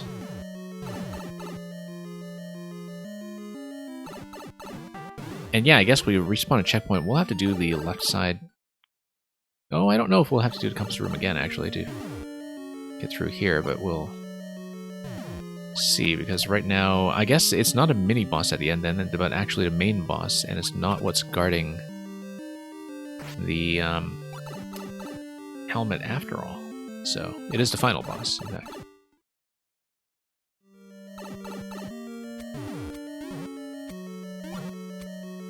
And yeah, Teramis, I'd say that, you know, in the more complex Zelda dungeons where an interaction or switch in one room affects a totally different part of the dungeon, you do still get some kind of visual indication of that as well. Or some kind of line of sight or visibility. Like, I'm thinking of something like, you know, Earth Temple and Wind Waker, for instance, where even if you have rooms that are kind of around an entirely different loop of the map, you get a clear line of vision to what it is you've manipulated.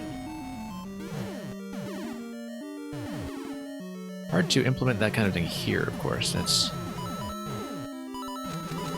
maybe not quite as available to makers in this game. We're not going to be able to hit that on-off switch, I don't think, but might as well check some of this stuff. Not lose the Shelmet if we can help it.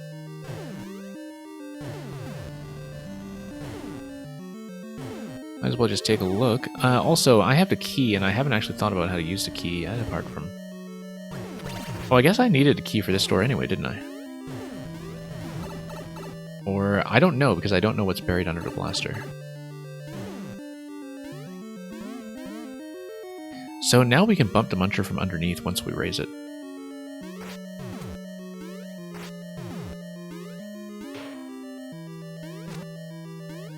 Okay, now that's the cling. We'll try to do it. It's trapped by the one-way panels. It will cling. Let's see what this reveals. Is it a key door? Yes, it is. And so we do need the key. And then that's going to be the boss room. Okay. Hey, we're almost done.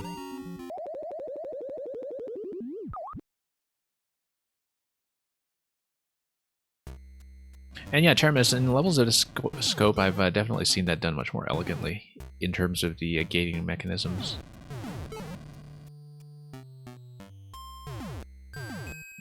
Very difficult setups to put together sometimes, but they do get done. So let's come over here. And we need to repeat the same interaction down here. Let's get rid of the chomp first. And we get out of here with the on-off switch activated.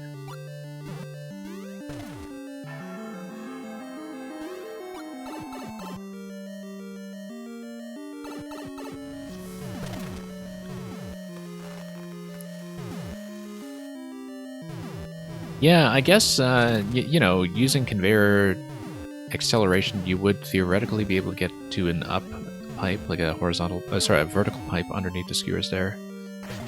And of course I checked it going down. I just didn't think to check this claw going to the side because I felt like I'd used the claw already for its intended purpose. So, that was the blind spot. Of course, quite a lot to look at in this level in general when you come here. And yeah, so you do progress here with the helmets after checkpoint. That's nice. That's elegant. Leaves me plenty of time for the boss then.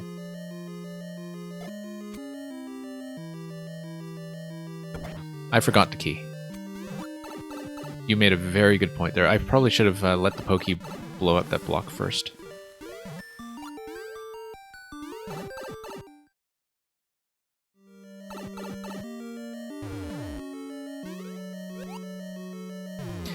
It would have been a little bit rough to find out when I unblocked the key door that I'd forgotten the key, but that's okay. We'll go back. Whoops, come on.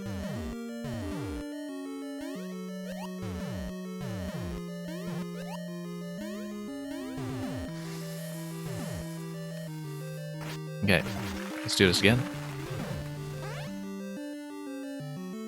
Yeah, misdirection is fine, especially in a maze of this scale. I feel like that's... sometimes... The issue with this level is that there is just enough about it that is broken that it makes me suspicious about whether something is actually operating as intended. I think that's the best way to put it. That, like, the more polished the level is, the easier it is to kind of trust that misdirections are not just mistakes. Right? And I think that's maybe the issue that I have with this one, is that I ran into just enough problems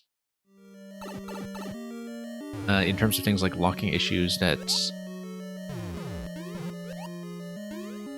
you know, I would be asking myself, okay, is this something that Maker would know how to do, or is this something that is just an oversight? Yeah, we didn't break a lot of stuff. I think I found at least 2 or 3 soft lock locations, and some other things where it was unclear whether I was able to progress, just from whatever it was I was trying. No, we lost the helmet again. Let's redo this.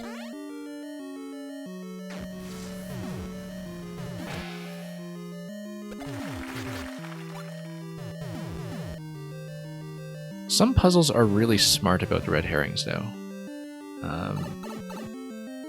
So I think it really depends on a maker, like whether they're communicating that well. And we have the helmet. Where did I get this latest one? I'm not paying attention. Hang on. We're trying to get the key, right? Yeah. And... okay, so we hit the POW. Oh, the helmet was here. Yep. Okay. Clearly not very attentive.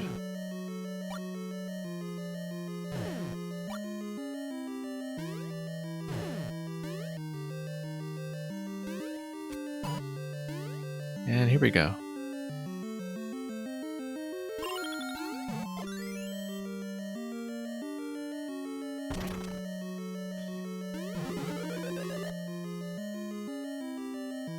And yeah, Funked, it's interesting that you mentioned that, of course, because as you would know from the VOD of playing through your Super World, that if people had just come in to see the different components of the multi-ways levels independently instead of playing them through the Super World as intended, they could easily assume that, you know, all the other elements were just red herrings rather than being a central part of the concept.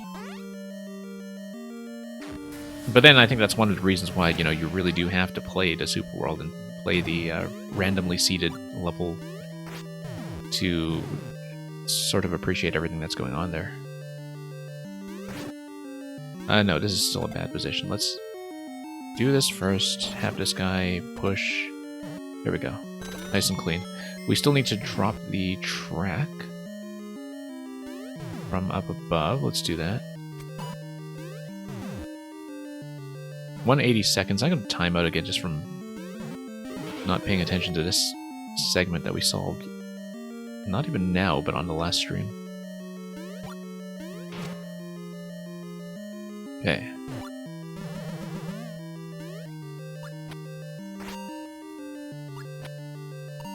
Come on. There we go. Yeah, we're totally going to die to timeout, I think. I have to get through the pokey, have to get through the one-way maze and the boss.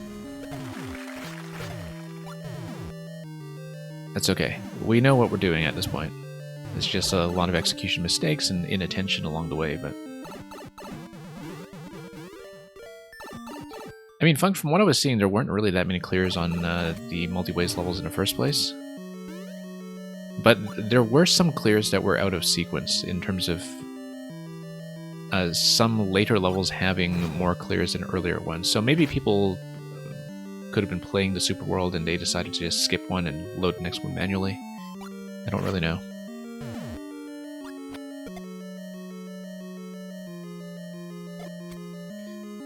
Because, yeah, I guess technically if you've done the first one with the randomizer, you can do the rest in any order, technically. I felt like the ordering was pretty good, though, in terms of how they were arranged in sequence, but... Anyway, let's do this first of all. 88 seconds, yeah, this is not going to happen, but whatever, we could use to practice. And the Ludwig room didn't really look that intimidating. Whoops. I think we may as well just take the death here, actually. We're not going to beat the timer here. I'm glad this level is fairly generous about not killing you, at least. That the power-ups are quite plentiful.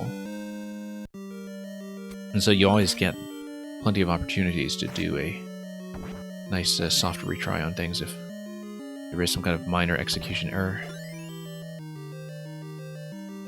Quite important, I think, for a level of this scale.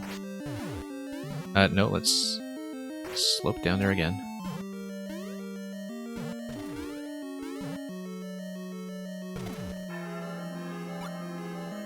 And the helmet, let's not forget that.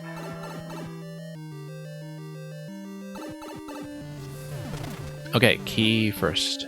That's going to save us a considerable amount of time on this attempt. Assuming that I don't mess too much up over here. Come on. Nope, too late.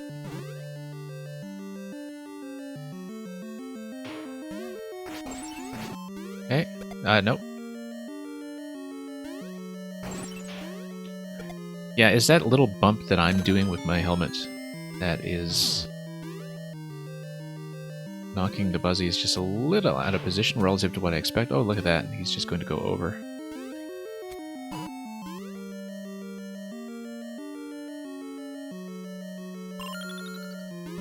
And yeah, Funked, I just found it remarkable that you made that work as a concept.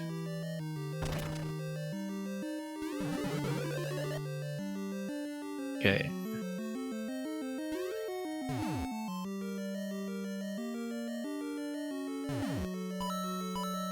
Let's get over here.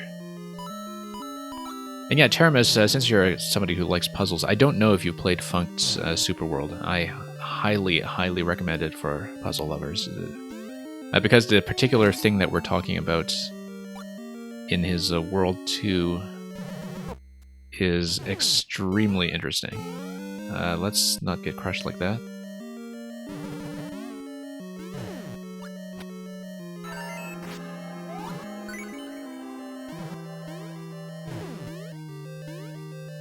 Okay, and let's get over here. And yeah, Funk, you can just pass the code. I'm sure you've got your maker code handy. I have it written down somewhere as well, but it's easier for you to get it.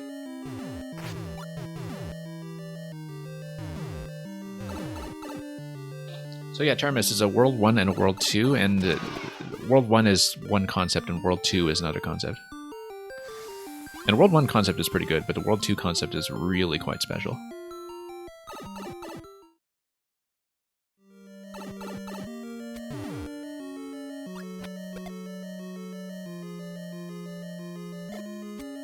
Okay.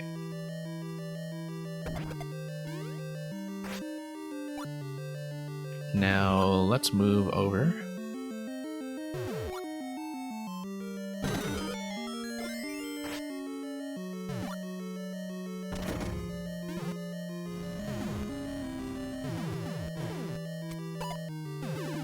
Okay, let's bump this thing.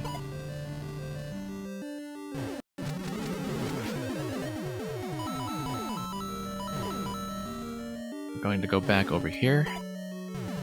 Let's not die to fire. Let's not die to bullets either. No, you know what? We can still do this, except we'd need to back out to get the helmet. Okay, so that's okay. The Pokey opened that gate, so it's not too much of a reset here.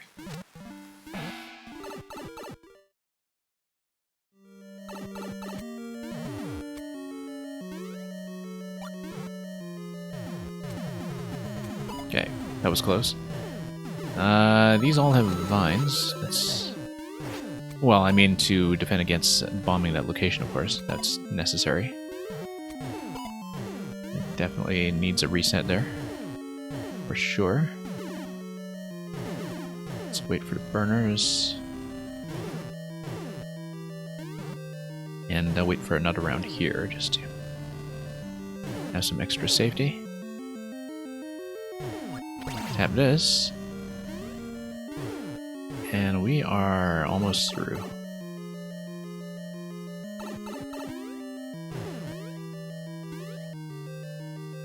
And Teramis, yeah, thanks for digging up those Metroid levels. I don't know if I would have seen them before, but hopefully not, and we can schedule them in at some point. I do like streaming longer levels from time to time. Even this one here that's been, you know, taking much longer than it should, I think. Like, we're definitely hitting the cap in terms of the clear time, I think, for this one, just given how long we've been staring at it since Checkpoint 1. Anyway, let's hit this thing, bump this up.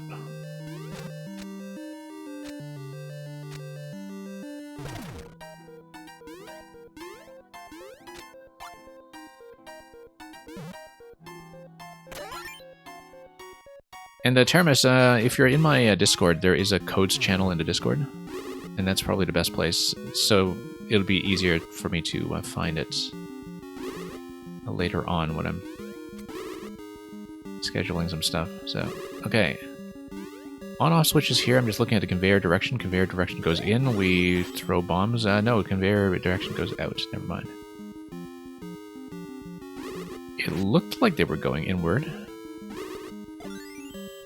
Yeah, that one does. But we need a bit of timing here on this. Yeah, I see. And then we jump to the other side. Because the conveyor direction will reverse.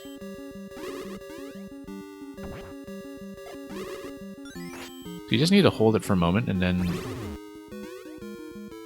wrap around to the other side. Okay, pretty understandable. Need to hold it a bit longer.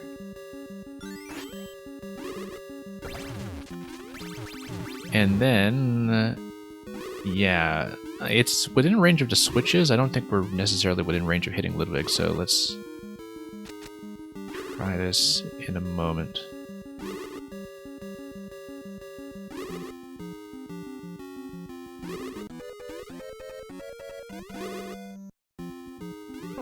Wait.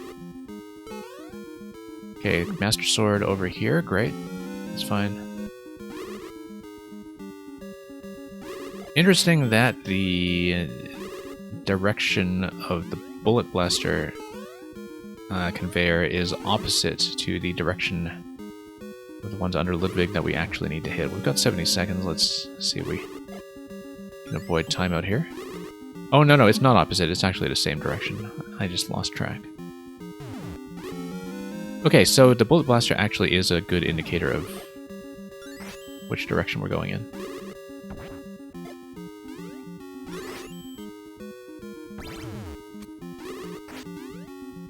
Seconds to do this.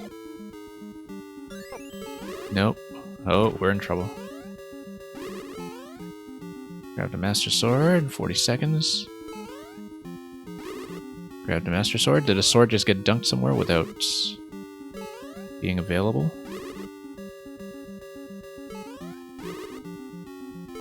Master Sword, please. There we go. 20 seconds. Thank you for the Master Sword.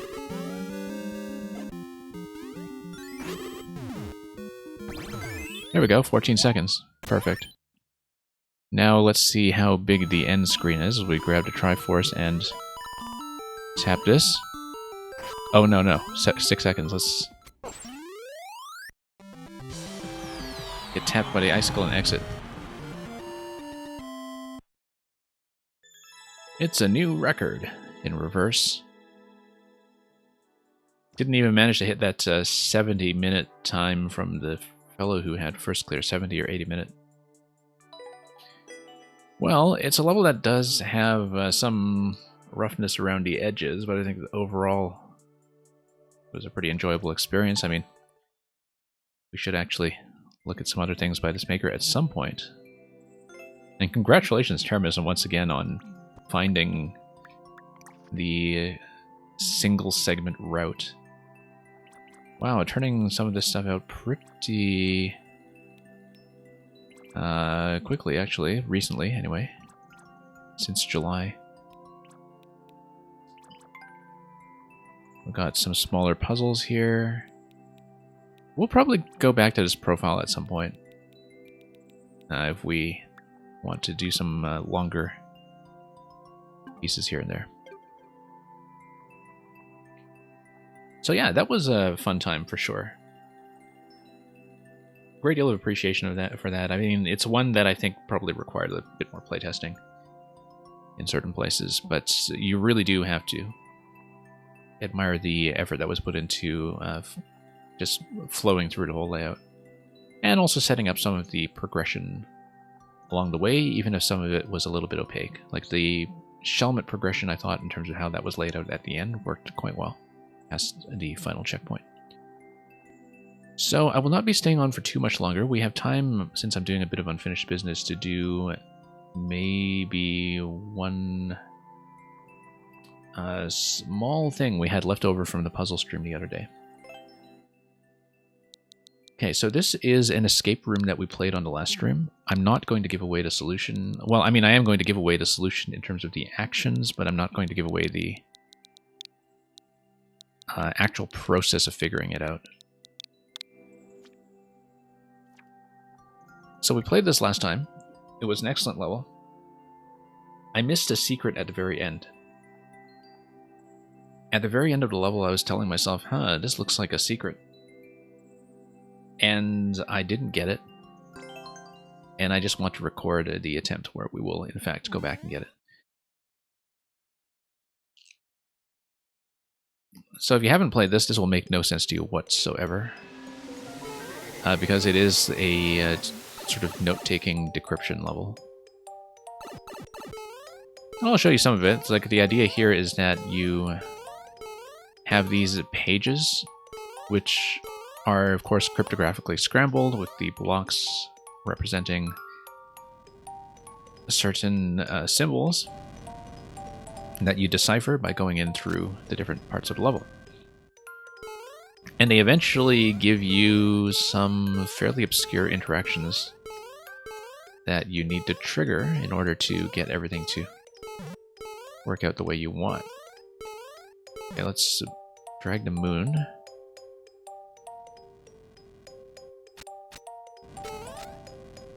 Because dragging the moon is just what we do for fun from time to time. So yeah, like I was saying, just tying up some loose ends.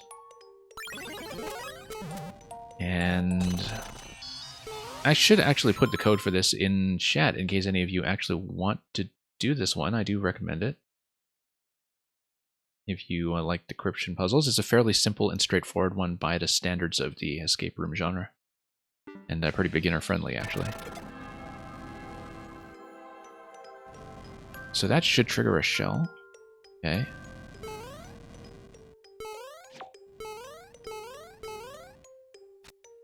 Now that we have the shell, we needed to do something else. I think it's... Oh, whoops, not this. We don't want to slide down there. We want to trigger something here. I used to know this, and now I don't. We might actually have to look over my notes. Something that was going to be an on-off trigger... down here somewhere. Oh, no, you kicked the shell from a certain location, yeah. I think.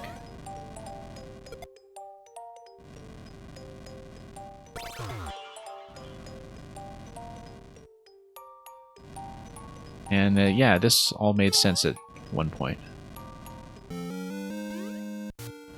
But then now we have the sword, and then we can do something else here, which is... Let's reload through here, just one moment. Sword is going to...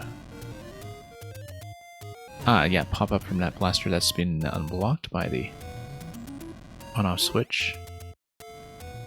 We do need it. For this fairly obscure interaction here.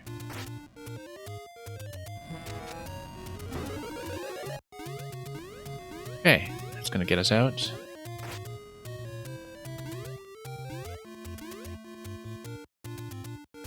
And this will probably be the last thing we do today after those 2 marathon levels that we just showed off.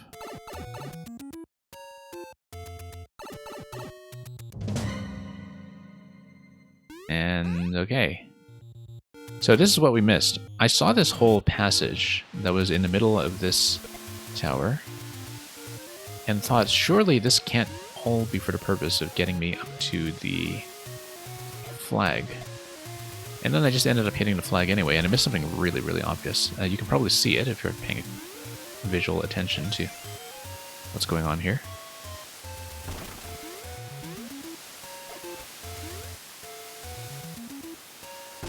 But we're going to work our way back to the left side of the tower and back out.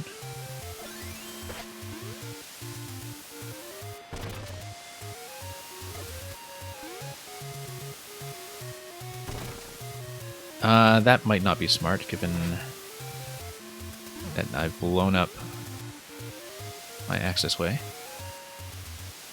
Let's see if I can blow up this block here.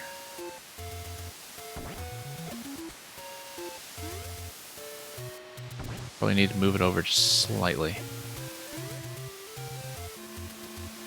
There we go.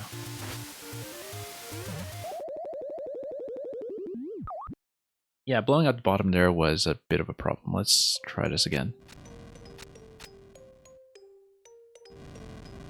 Oh, and I didn't hit the other checkpoint either for the on-off state switch. Okay, there is another checkpoint to preserve your progress up to that point, and we just missed it.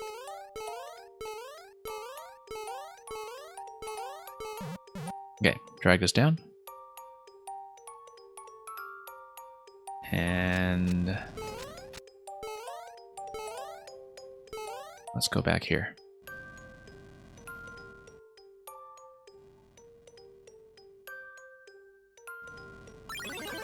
Okay.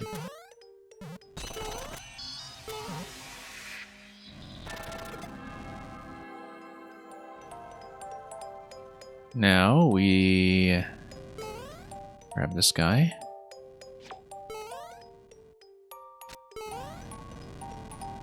Give him a good kick.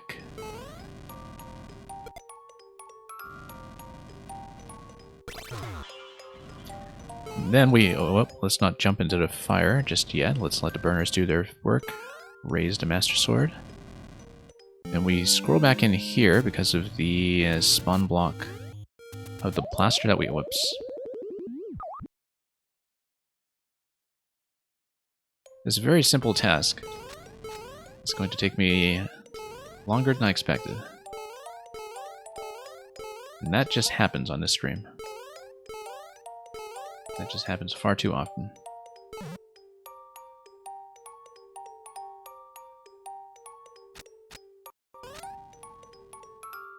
Okay, let's head over here.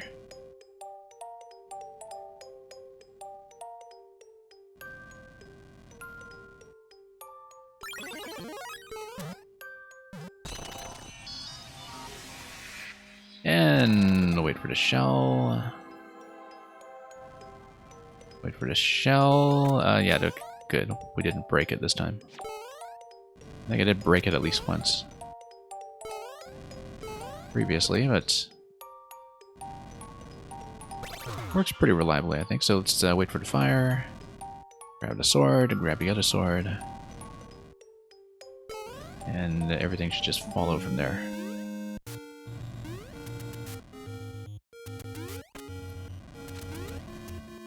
Okay. Grab this sword.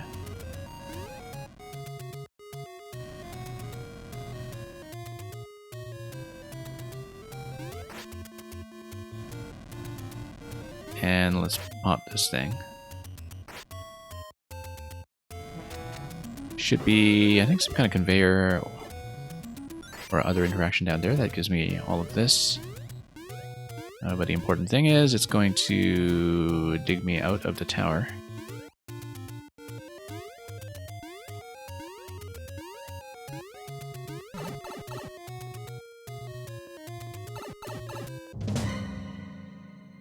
Then over here.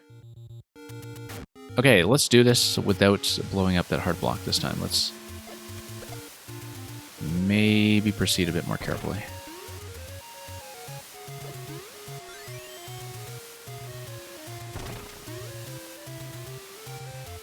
And yeah, here we are.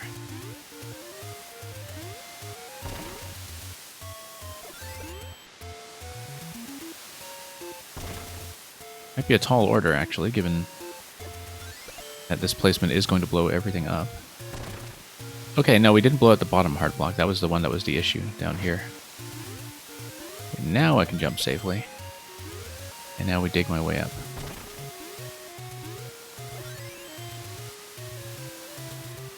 Let's do a bit of excavation here. Demolition.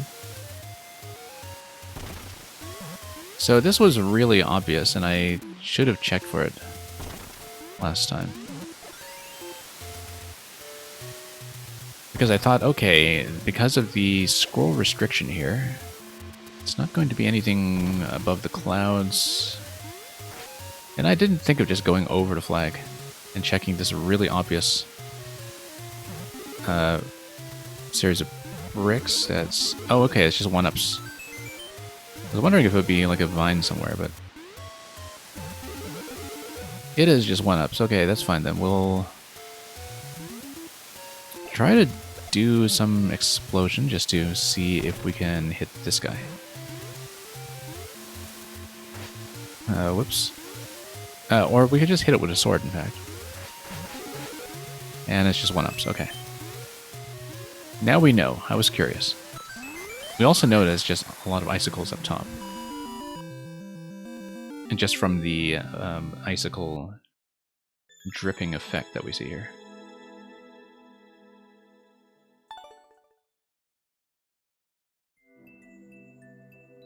Okay, well, got through 2 levels and 1 secret today.